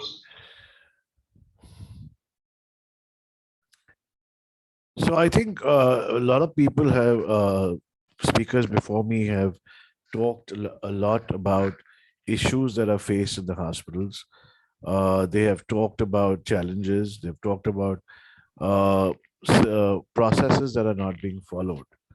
Sir, can you, before you start this presentation, can you enlarge the screen? So if you come down the bottom line, there you can see a screen. Yeah, you click that, the full screen is seen. Is that better? Yes, sir. Please go ahead, sir. So yeah, so we have talked about a lot of codes, a lot of policies, a lot of compartments or boundaries that we should be working. However, I think the challenges that are faced, as you said, hospitals built in the 1950s, 1960s, etc., they have challenges because they have never taken fire safety as an important aspect of their organizational functioning. And I think organizations like the Fire Safety India should emphasize on creating this feeling of how important fire safety is and how important one life matters. We heard people talk about surgeries in hospitals. We talked about multiple issues because hospitals are one of the most complex systems. But we also need to communicate to the healthcare professionals, the decision makers, that fire safety is equally important because every life matters. So coming back to the challenges, there is again, no, I think very few hospitals have emergency preparedness plans. There is no use of fire related material. At least what we are seeing right now, a paradigm shift for newer hospitals that are being built, their focus is on fire safety. And they consider fire safety important because not only does it save a life, it's also saving their property. Challenges, again, improper storage of combustible material. We've seen a lot of examples. Combustible construction material, administrative issues, again, the administration not taking it seriously enough. Uh, Hospitals don't even have fire exit doors or signages. And that's one of the causes of chaos when a fire does hit an organization. We saw people giving examples of how cables are not sealed, no conduiting, cables hanging left, right, and center. And these are all classic examples of hospitals, older hospitals. Why? Because people are not taking it seriously, whether it's a corridor, whether it's the basement, again, electrical rooms, metal. We saw a very classic example, motorizer saw about how there was a grill dividing the two areas of the hospital. Here there are grills, even I'm showing you examples of grills on the windows. So God forbid if there's a fire, you can't even look at some getting out of here. Extinguishers missing or expired in most hospitals. In addition to doing planning for hospitals, we also do audits for NABH, for getting a NABH accreditation. And we're doing almost audits for about 180 hospitals. And we've realized that most of them even don't look at this extinguishers which have expired in the hospital. Example, again, electric rooms in the basement. So how do we overcome these challenges? How do we create a sense of emergency? How do we create a sense of awareness that fire safety is an integral part of the chaotic madness that a healthcare facility does? It's very, very important to communicate, to have a designated fire safety officer, develop an evacuation plan. Many people don't even think about this. Display fire exits and evacuation plans all across the hospital. Check electrical outlets. Keep alarm and fire suppression systems working. Mock drills, fire doors, and label combustible material. Now, the reason I'm saying all this, it's very easy to say, and most of the hospital administrators turn around and say, what about the cost? Cost is a very important factor. And I think we need to communicate to them that if you're earning through your medical work, you learn to save some money and park it towards the safety of a life and a building. Because while I do understand it's a noble cause, you're doing fantastic work, you're saving lives, but fire safety is also a very important part of saving lives. I'm giving you a case study, which was at Amri, Kolkata. If you read, it's in very clear, bold language. None of the patients who died because of burn injuries. They were all choked to death. I'm repeating it. None of the patients who died had burn injuries. They were all choked to death. I think this sends a message loud and clear to people how important access, egress is important. You can't have a claustrophobic environment. You mentioned about 60% of the nursing homes not following. If they don't follow, do we shut them down? The answer is yes. If they don't follow, shut them down. I think we have to be very, very strong with the government of India to make sure that this people who are not following it, rules and regulations, should be asked to shut down. These are video pictures which show you how the scene of the disaster was. Again, now coming to the lacunas, I think lacunas in the system, untrained staff, malfunctioning, external glass facades made of double glass panes, very difficult to break, basements converted into godowns with highly combustible materials, emergency lightings don't work, which also results in darkness when a building is on fire. So these are examples of hospitals or issues of fires that have happened in the recent past.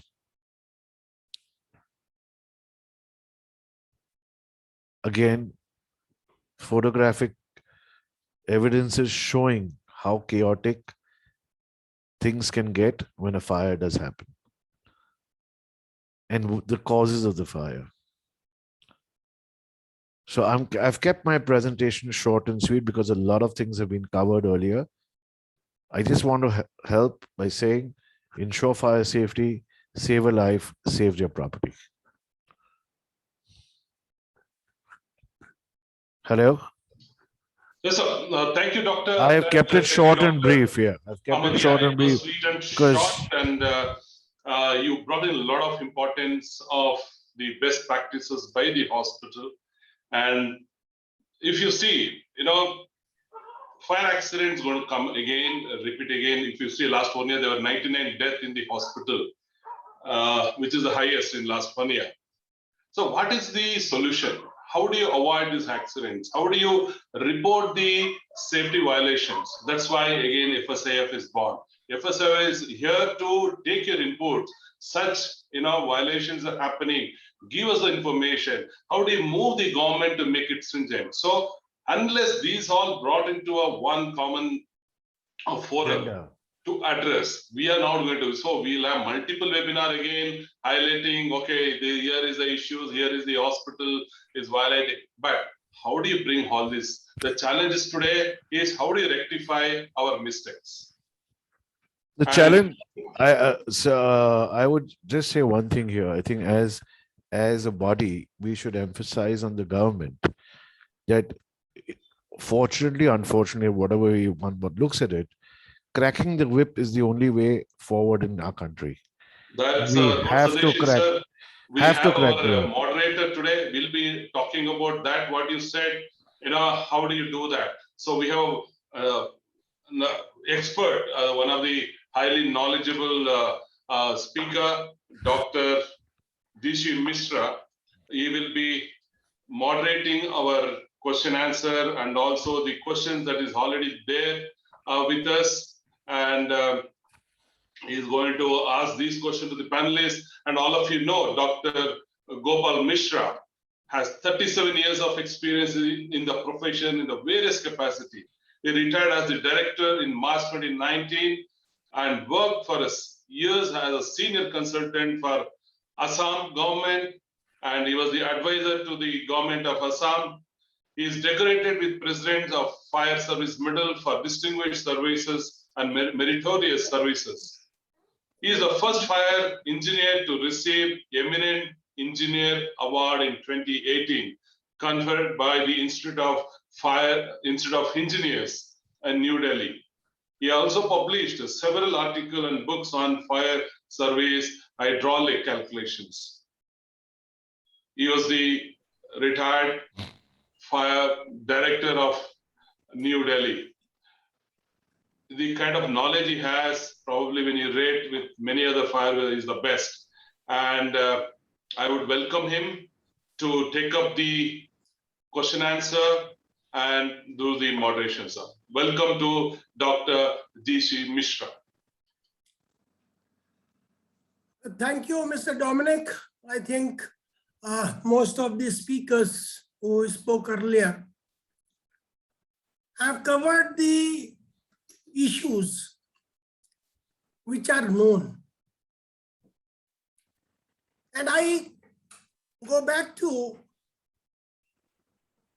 what was said in the keynote address by Professor Vijay Agarwal. Now, he raised the issue which I was not aware of. And the most important issue that he highlighted, or the takeaway from his talk or the keynote address, is as a professional, he laid emphasis on the continuity of the operation, the medical operation in the hospitals.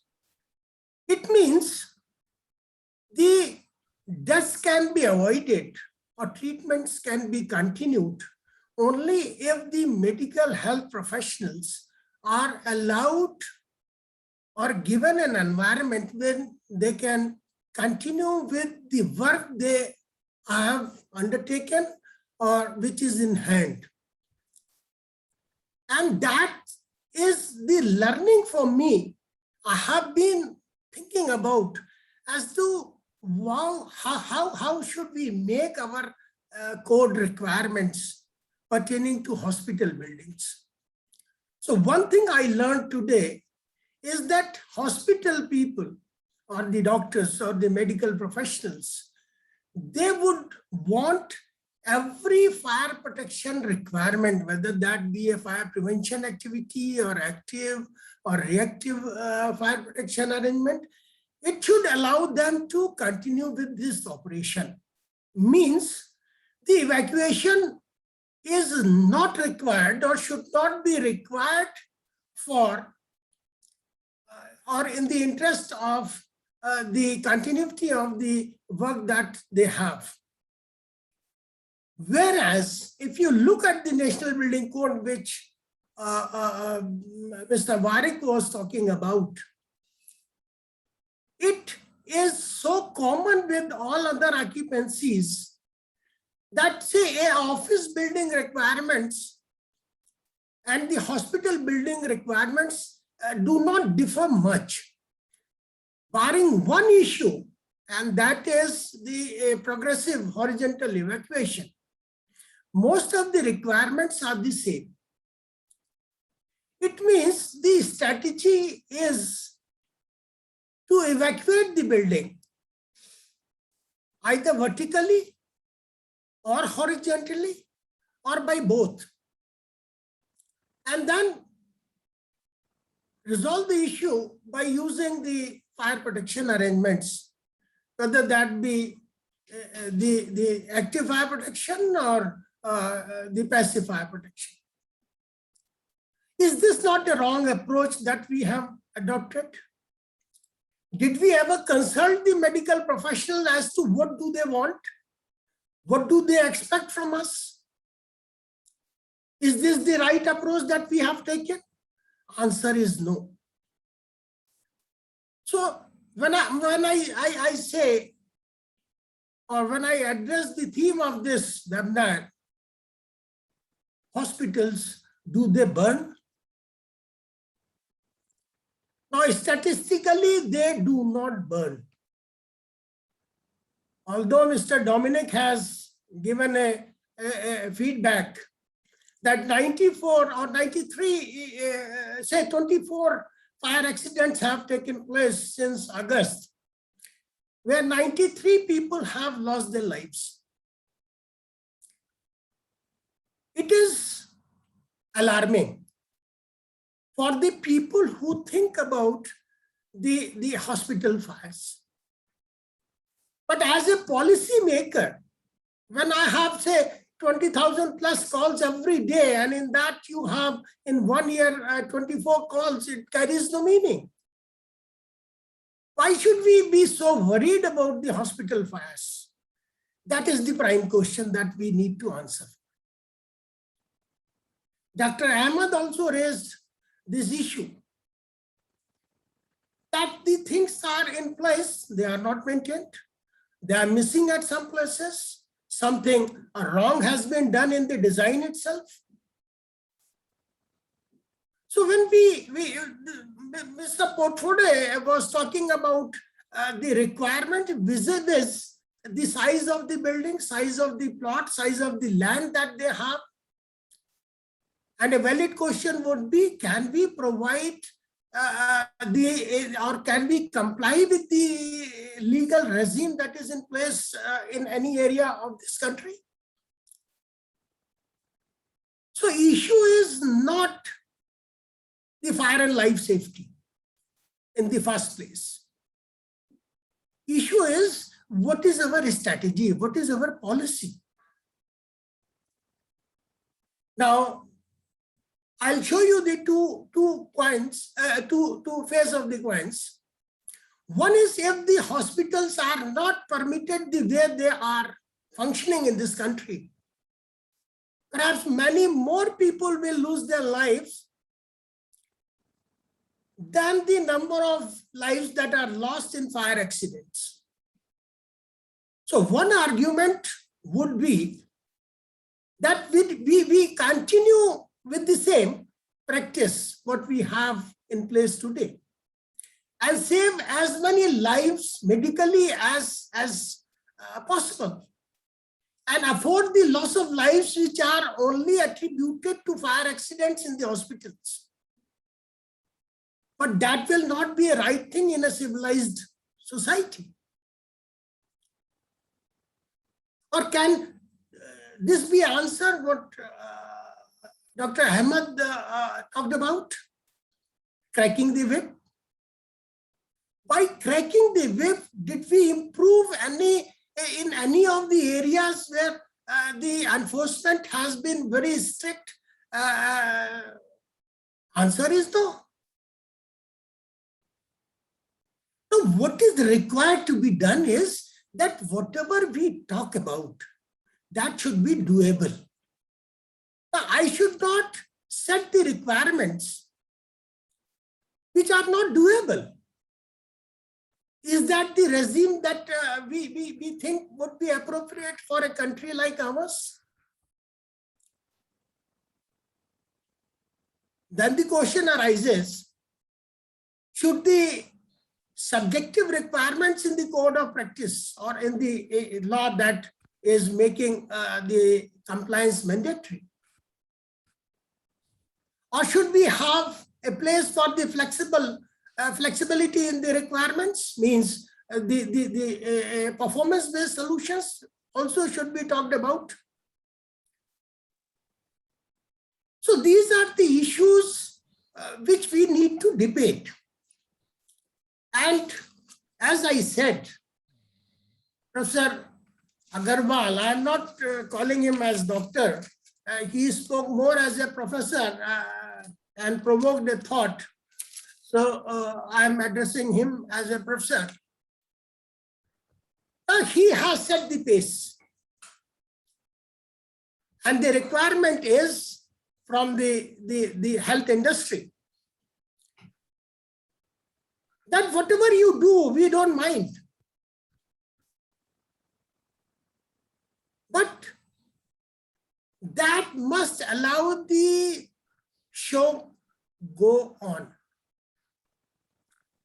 You cannot ask a doctor who is half the way to leave the surgery and evacuate the premises, as we have been telling in all occupancies. If you hear an alarm, turn your back and run as fast as you can. If the doctors run away, if the nurses run away, if the hospital staff runs away, and then what happens in the hospital for shifting the patient? Now, one patient in the ICU would be requiring about 8 to 10 electrical gadgets, electrical points, the medical gas points, attendance, monitoring and supervision. Can you take out a patient from those peripherals and take him out in the corridor and drag him to the ramp or the staircase or to a lift? Answer is no. Are we making hospitals to burn? That is the counter question that I have. And the answer is yes. Despite the code in place,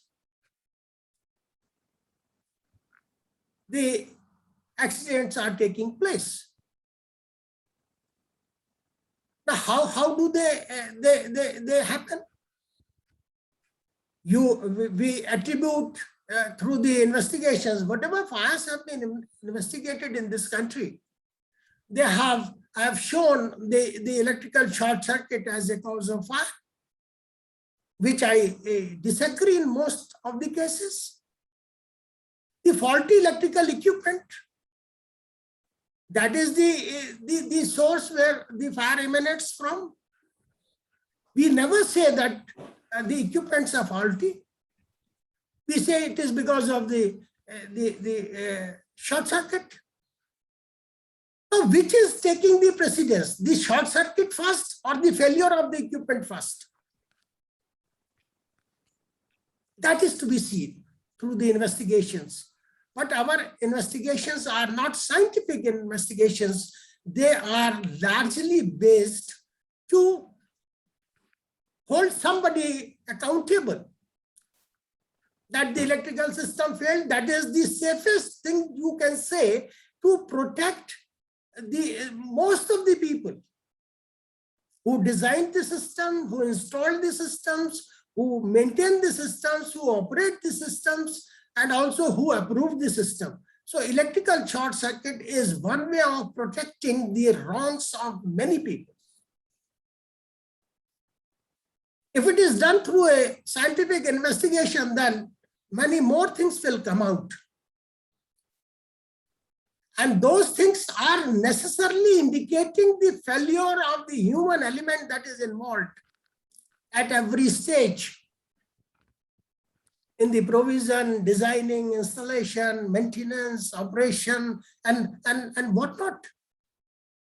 So failure of these chain is causing the problems, and then you are forced to say that hospitals do not burn, but they are made to burn. And made to burn for what? It's not out of the malafide.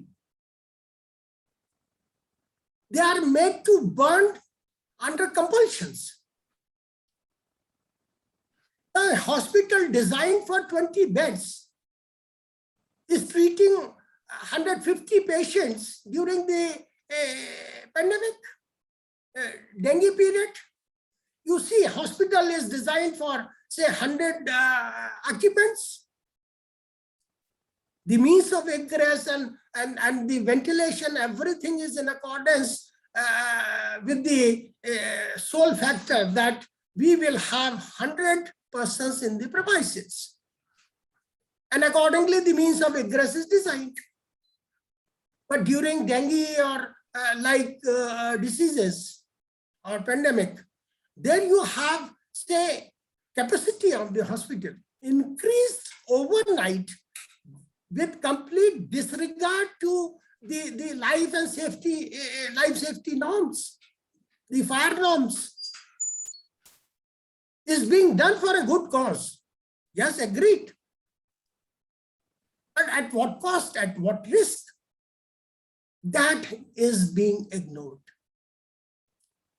During COVID, we heard, we read in the newspapers that government decided, okay, we are going to have 250 or 2,500 more beds. And next day, the hospitals are asked to gear up for to comply with that requirement. Now the infrastructure is insufficient. Increase the number of happens. You have patients on the bed in the ward. You have patients on the stretchers in the corridors, and you have patients on the wheelchair. Everywhere in the hospital, whatever space is available, that is allotted or that is being occupied by the patients. So this is the working environment in this country. We talk of good practices of or the international norms for treatment. Yes, we have, say, Indian say medical tourism shows that we have comparable standards as far as treatment is concerned, and that too at a very, very reduced cost. And this cost is reduced, and one parameter is that we are making compromise with the infrastructural requirements. The day hospitals say, look, I do not have infrastructure, my building is designed for only 100 persons. So I cannot take 101 persons as is being done in other countries. But that is not the case. So all fire and life safety provisions or the designs, they fail moment you increase the capacity of the hospital more than it is designed for. And second biggest problem that we face in our country is that every educated person in any type of building considers himself safe if he has obtained the NOC. Now they are safe as far as the criminality is involved in in this issue. You can go back to the court of law and say, look, I have obtained the NOC. I have complied with all the requirements. But getting NOC or taking, say, there are two aspects. I may kindly be excused for saying so. One is taking the NOC and one is getting the NOC. Taking the NOC involves everything. I would not open on that. But getting the NOC is only by fair means. Fair means is the compliance with the requirements of the law, which is in force in that area. And with my experience, I can say with authority that most of the people, they want NOC by the first strategy rather than following the strategy at number 2. All kind of pressures would be applied for taking the NOC. You force the authority to issue NOC so that you are absolved of the legal obligations that are cast upon you. And the day we start getting the NOC means we are conscious and cautious of the requirements or the obligations that are cast upon you. Then you will not close the corridor by creating a reception there. You will not close the staircase and create a minor OT there. You will not lock the gate. You will not dump the broken furniture or the laundry and everything in your basement. Because you try to get the NOC. And the day you take the NOC, what you do? Close the exit routes, encroach upon the exit routes, make changes in the floor plans that you have, you got this sanctioned. So the question is, there are two questions primarily which are to be addressed. One is what Professor Vijay Agarwal said, that my operations or my hospital work must not be interrupted. So the fire authorities must be conscious of this issue, that they allow or they give requirements to the hospitals, which even during the outbreak of fire would not require any of the essential services to be shut down. Say you have medical gases, you have electricity, you have other say storage, and all these things, they must remain and they must remain operational. But as a matter of fact, what do? Moment there is a fire, we go and first thing is to switch off the electrical supply, and then only the essential supplies remain in operation. Is that advisable? That is to be thought about. So ventilation must continue.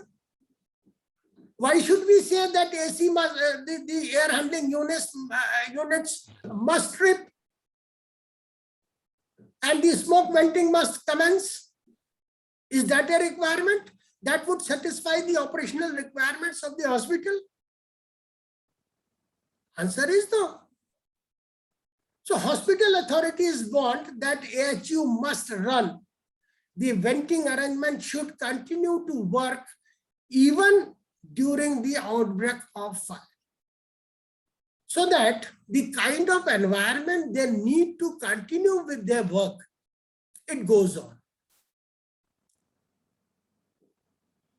I must not talk about the electrical services to be switched off.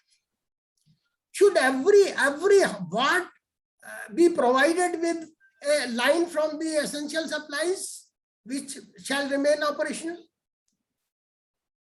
Is a issue to be we should think about. Or if the whole hospital has to run on the essential supplies, then where is the difference of the essential supplies and the normal supply? So question is that we should understand the operational requirements and the normal practices. The OPD, AIMS, I served in Delhi. I know AIMS OPD was designed for 3,000 persons a day, whereas the actual footfall is 15,000 plus per day.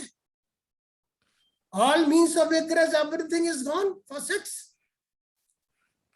Many OTs have been created at the end of the corridor, closing down the exit routes. Most of the gates are locked. Go to the gynae ward of a government of Delhi hospital by the name LNJP.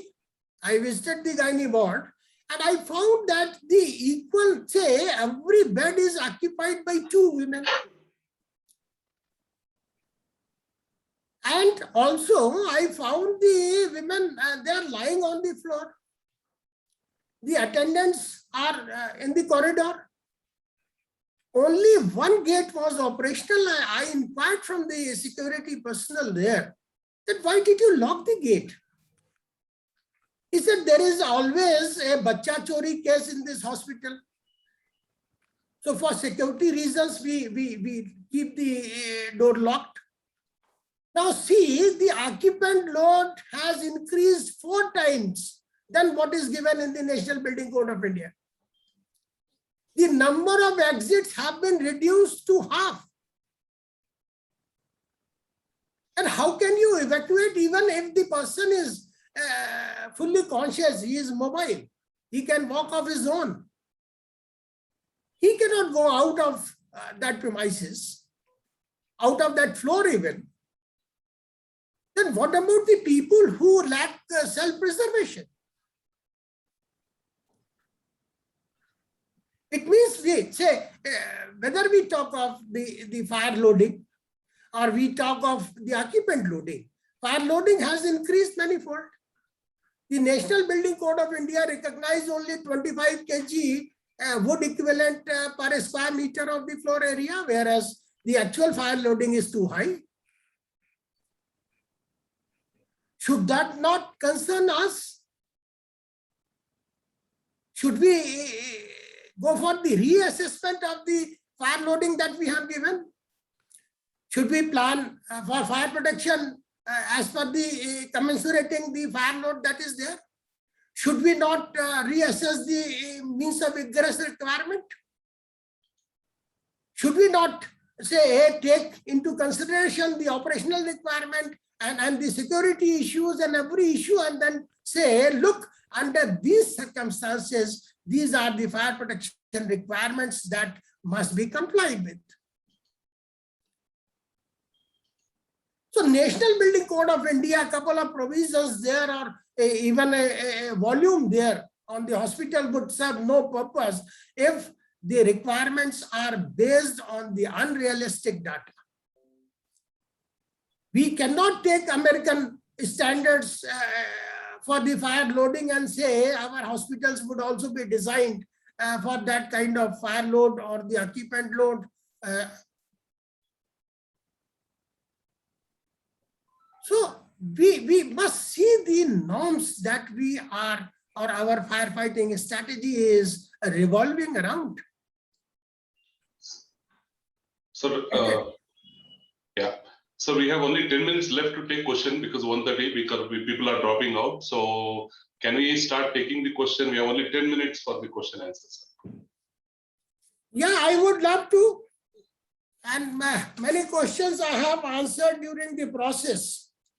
Yes, sir. We have 23 questions. Actually, Dominic, we had requested Dr. Mishra to present his paper or give the extempo lecture. But unfortunately, because of some technical reasons, he couldn't do that. So today morning we spoke and I told him, okay, you are a moderator. 30 minutes are there for the question answer. You can take some time out of it. So he has been kind enough to highlight the important issues. But yes, there are, I can see 23 questions in queue and people are dropping because lunchtime. And obviously these participants are not the NFSC students. Even they are dragged up to 3 p.m. They will have to sit there in the class. These are volunteers, so they are leaving. The number is dropping. So, sir, I request you to please take the question answer and let us give justice to the inquisitiveness of the people. So you can, Dominic, you can start, or whosoever can arrange that question answer reading or whatever. Just go ahead with. Sir, I will, if you want for the benefit, I'll read out the first question from Sachin Kumar. If we stuck in a fire in a skyscraper hospital and the smoke is... Dominic, one is the question and then the question for whom.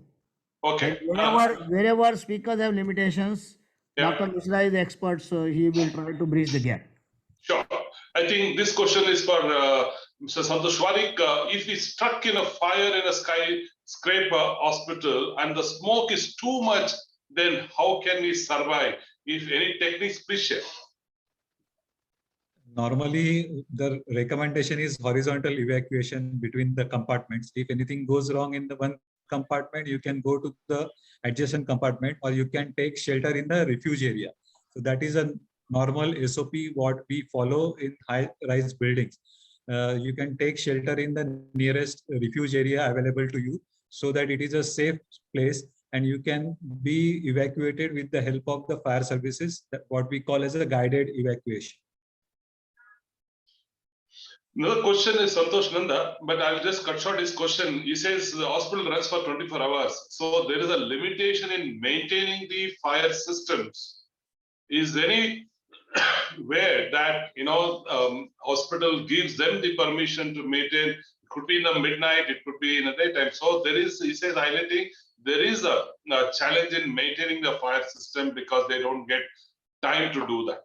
So it's a general question, probably Dr. Mishra can answer.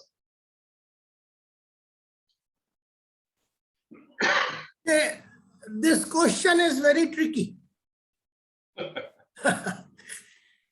The answer is very straight. Now, the diagnostic of the fire protection system makes it possible to identify the fault or the faulty areas. And most of the infrastructure for the fire protection system is installed in isolation, that is not in the ward. You have the endpoints of the system, say you have a detector head. So walking into the ward, removing one detector, replacing it by the another one is good enough, and that time is always available in the hospital. Yes, sir. True. So the next question from Manish Kandelwal. This could be for even Mr. Deshmukh can answer. In hospital, using fire dry wall partition with proper safety and materials, but how to ensure the installation work with farm air requires and monitoring?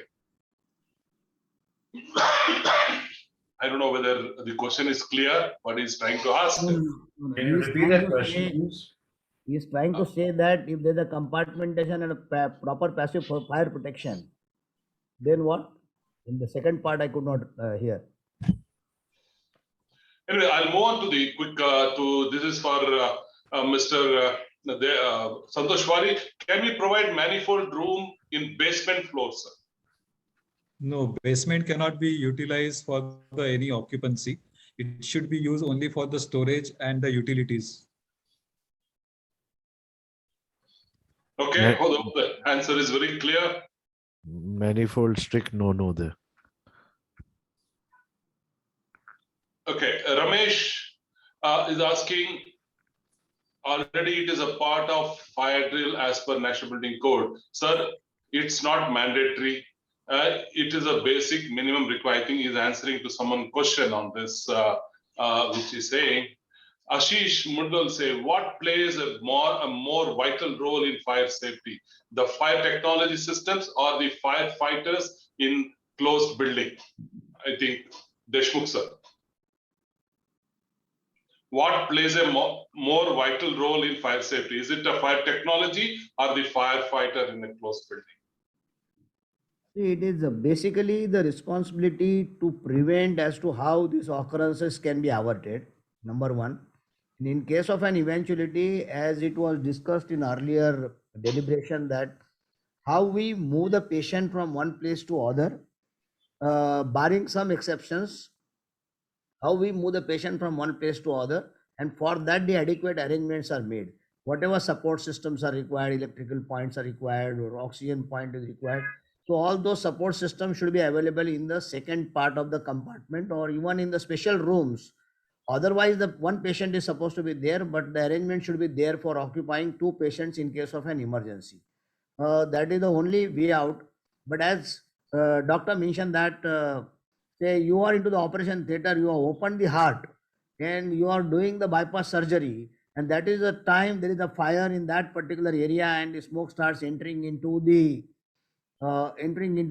operation theater. I think this is a situation where your flight is at a very high altitude and the wings catch fire or the engines catch fire. That is kind of the remote probability or rarest of the probability for which I have no answer. So I'll move on to the next question. Mr. Mahipal Reddy is asking, hospital are same across India, but why we do not have a common rule? Can we expect FSI to take up? So again to Mr. Deshmukh. See, it is not at all possible to have a common rule, and I buy the argument made by Dr. Mishra. In between the rules, even Mr. Ashok Menon had raised this question online. So if you as a state, apart the all India level, but even a national level or the municipal level, if you make a set of rules depending on the terrain conditions in the other infrastructure aspects, then also it is practically not doable. And the slides which Mr. Devendra Potfode presented, that makes amply clear that there is a golden mean between the two is the performance-based fire safety. Unfortunately, we do not have adequate resources to deal with the performance-based fire safety, but this is the need of an hour. Deshmukh Sahab, can I just say one thing here, sir? Yeah. Deshmukh Sahab. Yeah. Yeah. So when I talked about cracking the whip and I used a very strong word, everything at the end of the day costs money. People will say it costs money to do fire safety measures in the hospital. But as a body, we can talk to the government and maybe give healthcare institutions 2 years or 3 years, 24 to 36 months to implement complete fire safety mode. So that way they can stagger their money as well. At the same time, we know at the end of a 3-year horizon, we can achieve a lot of hospitals having complete fire safety measures. Yes. Okay, so point noted here.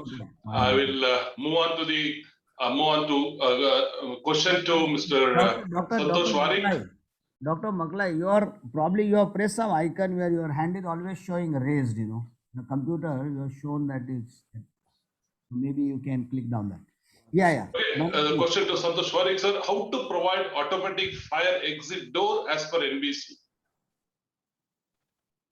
Automatic fire exit doors means it is the self-closing door. If somebody is pushing, push bar is already provided on fire doors. So you have to push along the travel line so that it will enter, you have to enter into the fire escape staircase or the fire tower, and it will automatically close down. So for if no second entrance is there. So it is a self-closing type of a mechanism provided for the fire doors, fire safety doors for the staircases and for the fire tower. So that mechanism is already available and it is used at various occupancies in the building.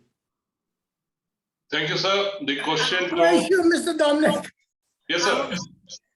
Now, this is one area, this is one requirement which Mr. Warik has commented upon as a fire officer. But NABH, if you look at, there is a requirement that these doors should always remain open.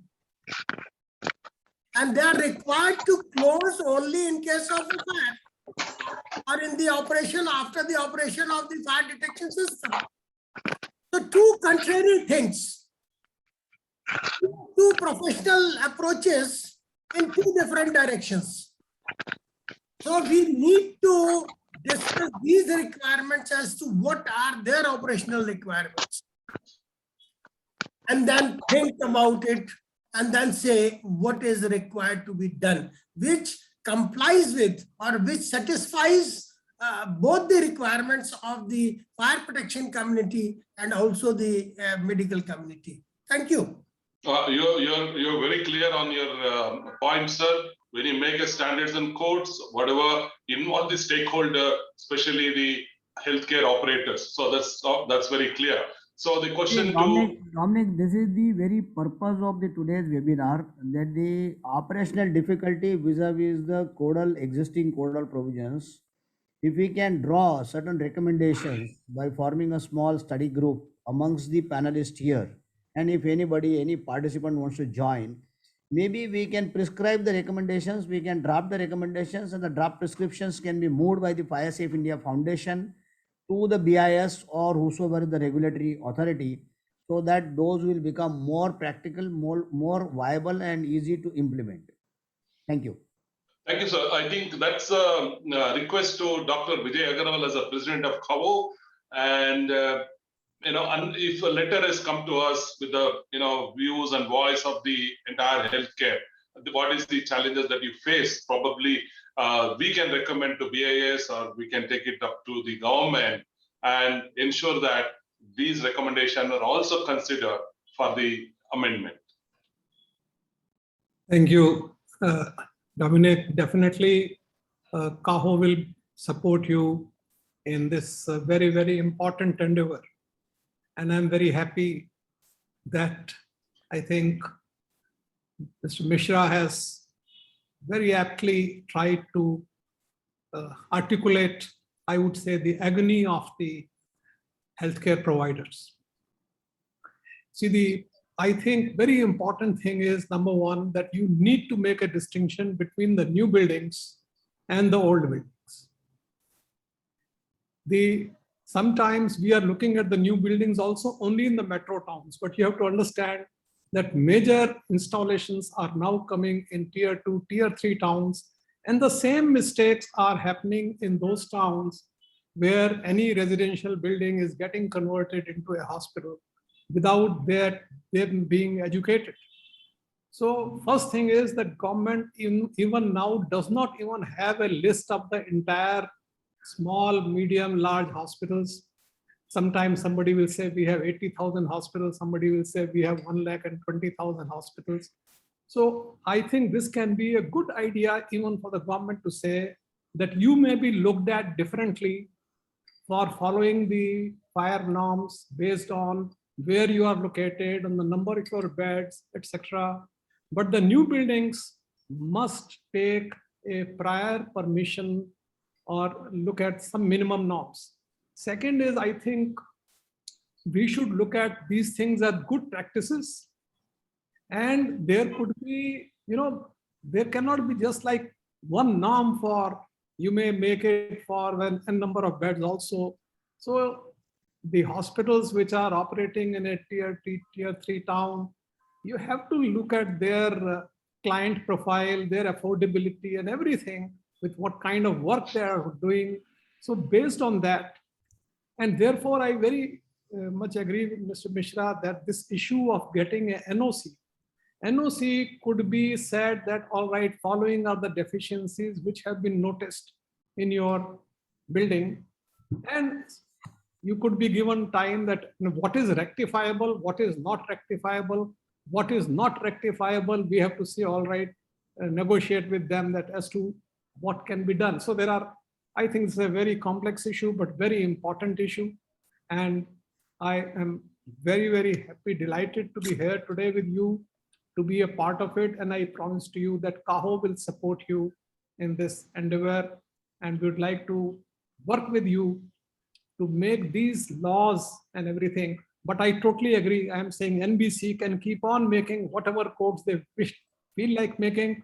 Work will continue to happen then the way it is happening. So if you want to be like that, then as Mr. Mishra said, if you cannot get your All India Institute and you cannot get your LNJP hospital to pass through these tests, how do you expect a small hospital to do the same? So it's a good point that you're making from the perspective of the hospital's operator, and as a president of CAHO, I have a high respect for that.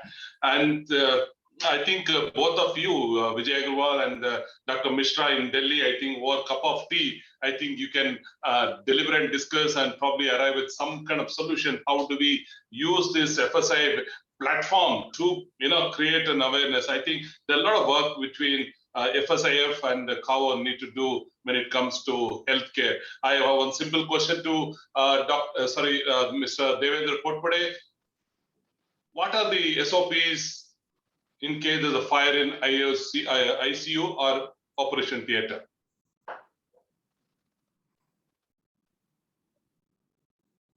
Potpade sir, are you there? Okay, I'll go to Mr. Santosh Warik. See, the ICUs, they are provided with the separate ventilation system, and they are enclosed units. So normally they are protected with the proper walls of minimum 2 hours fire resistance.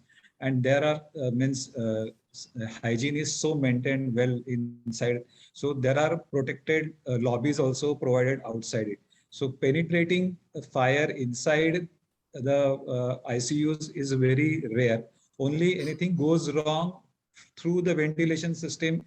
There is nothing to burn as such inside the OTs. Only some linen and other metal parts are there. Only electrical short circuit or malfunctioning of the electrical equipment that may happen. So periodical instrumental checking and everything is required. So I don't think it is a very hazardous area wherein you have to evacuate it immediately. So for small, you can take away that equipment to the another compartment or the safe place away from the OT if anything happened to that particular equipment. And you can do the take fire extinguisher and control it.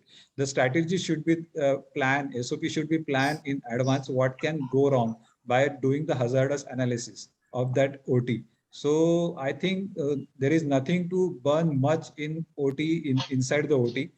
You can handle it very well by taking that equipment out and handle it for the firefighting purposes.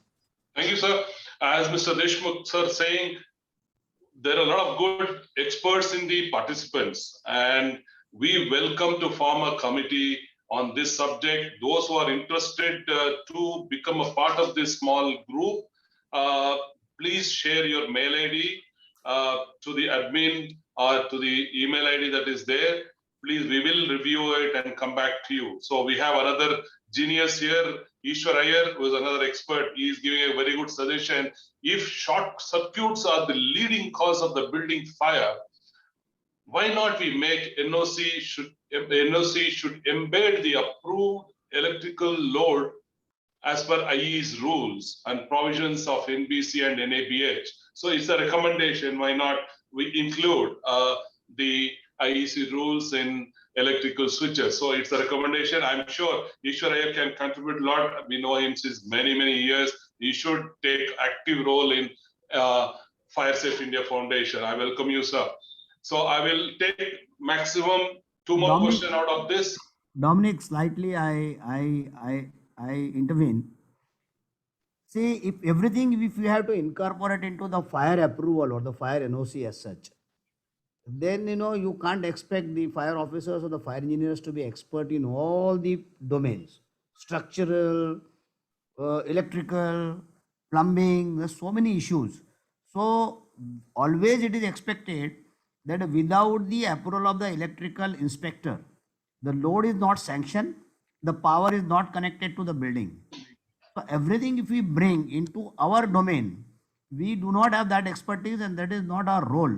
So I would like to clarify this to Mr. Iyer. However, certain things, certain lines can be drawn there, which we always draw, but then there is a limitation to it and we cannot take that call. Let us accept the reality, what you can do and what you cannot do. Apparently everything finds integration is the best way, but the Navy can do Navy job, Air Force can do Air Force job, Army can do Army job, Border Security Force can do their job. If you try to integrate the whole defense force, I think will be a paradox. So let us limit to our own domain and do the job. Thank you, sir. We have another consultant from Mumbai, Sudhir Patil. He is giving a very good suggestion. For every hospital, it should be made compulsory to display fire safety certificate whenever they do audit every year at the entrance as the most fire safe hospital. It's a good suggestion. You're welcome. And you being in Delhi, I think you should have a cup of tea with Mr. Deshmukh. I'm sure that you will have a lot of points to discuss with him. And I'll take last question out of this. Plenty of, I can't really. I take Bhaskaran question. Why hospital building safety precautions is based on plot area in NBC? I'll repeat. This is to Mr. Santosh Wari. Why hospital building safety precautions is based on plot area in NBC? There are two things, means requirement for the special buildings, the minimum marginal spaces are specified. So to have the 6 meters clear margins or frontage for the hospital building, it is a mandatory requirement as per the local development control rules. And normally NBC also recommends that. So we should restrict, as already suggested by Dr. Agarwal, there should be, means we should stop giving approvals for the conversion of in residential few flats are bring together and hospital is created. In commercial on a particular floor 4-5 units are taken and converted into hospital. So they cannot fulfill the minimum requirements or the safety requirement of hospitals, because it is a mixed kind of a occupancy wherein no particular occupant are means addressed properly. So normally how much FSI you can consume, it is depending upon how much plot you have. So how much construction you can do, and it is distributed. You can have maximum 50% of ground coverage. So if plot is there of 1,000 square meter, you can have the ground coverage of only 500 square meters. So you can build upon that. So it is thumb rule of depending upon the local building bylaws or the development control rules. So it is governed through that. And there was a height restriction of building in NBC up to 30 meters previous NBC. Now you can have up to 45 meters building height, hospital building height. So there was a, how you are going to consume that FSI made available to you, how many floors you can build. So it is related to planning point of view, not related to fire safety, but depending upon the floor plate, normally occupant load is defined and your requirements are specified, height and the floor area.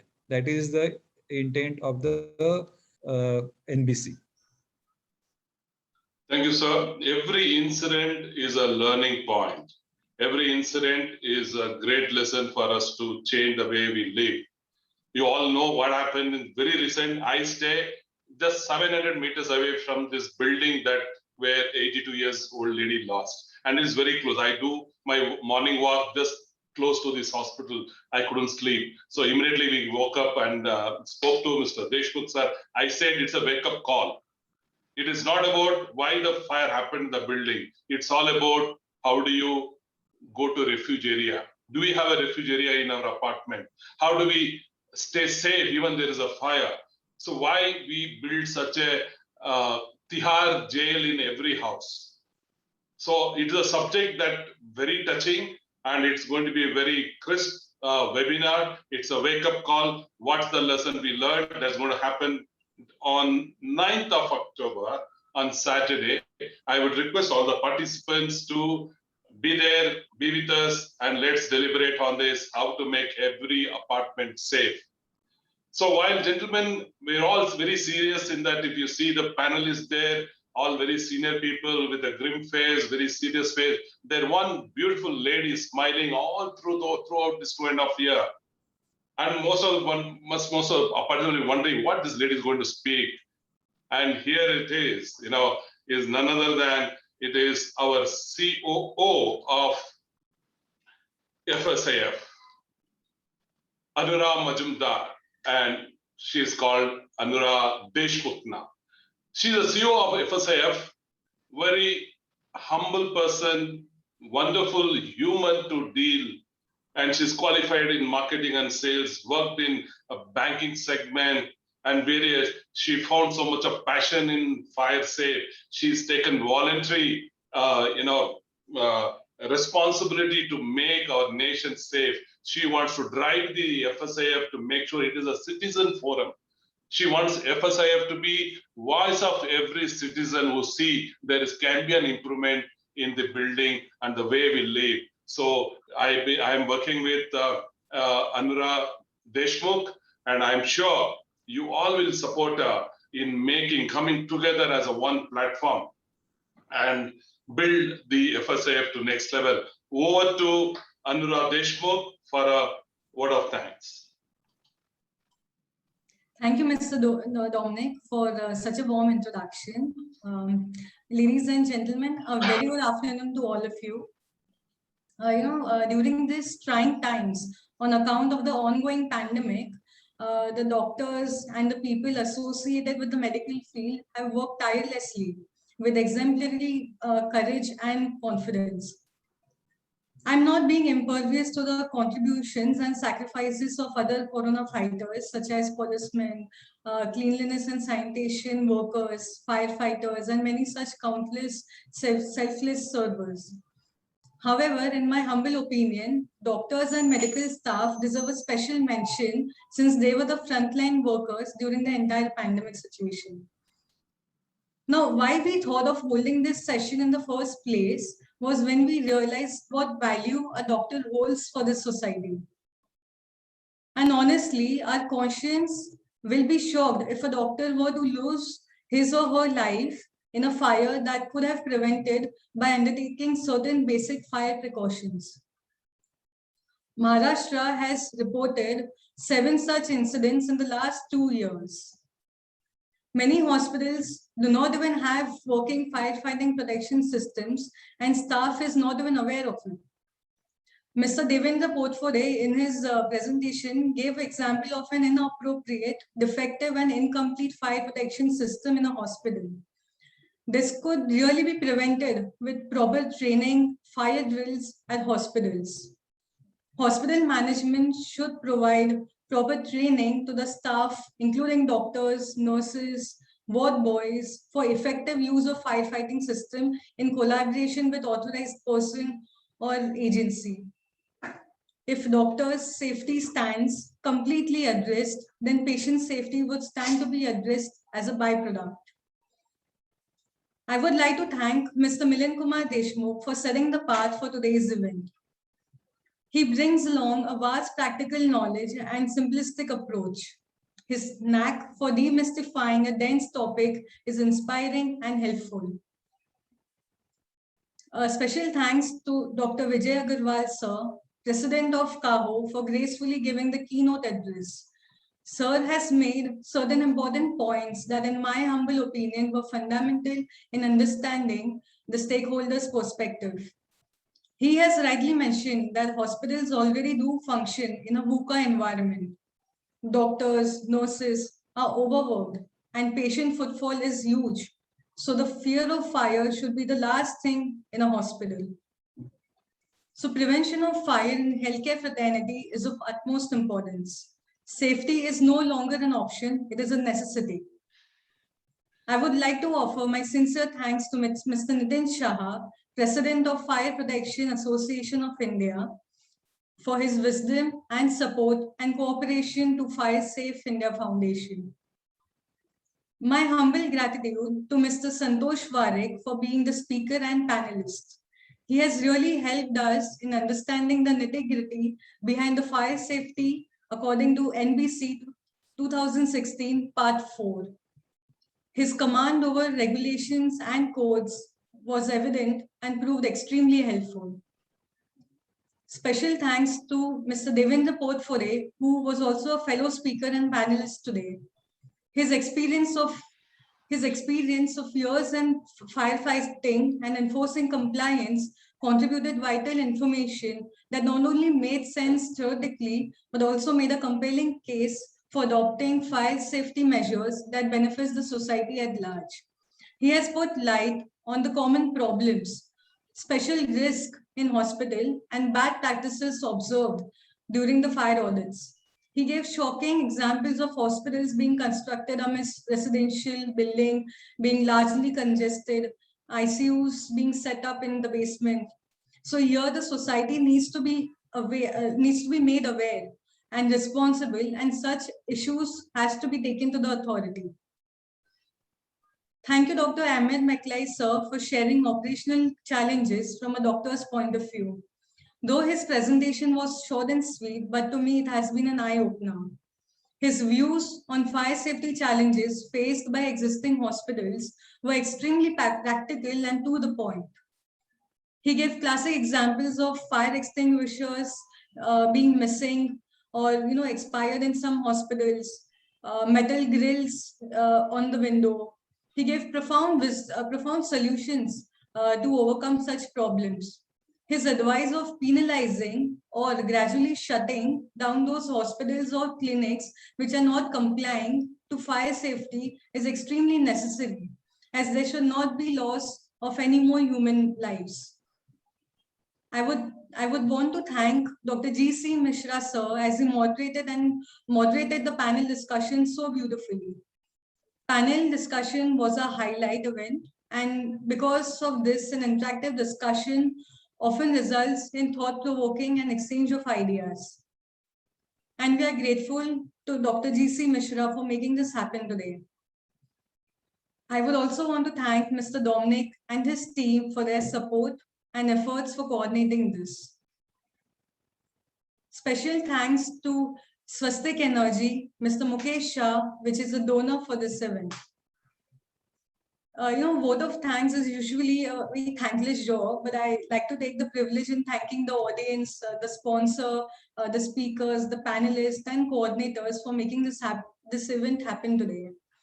Last but not the least, I would urge to the audience, members of Fire Safe India Foundation, to report any violation, deficiency in your surrounding with regards to fire prevention and life safety via our Prevent Fire app and our website.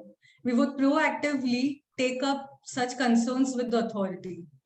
I thank you all for gracing us with your presence. Stay safe and have a good weekend ahead. Thank you, Alvira. Thank you. Thank you so much. You have a great weekend with your family. Stay safe. Practice fire safety. Thank you.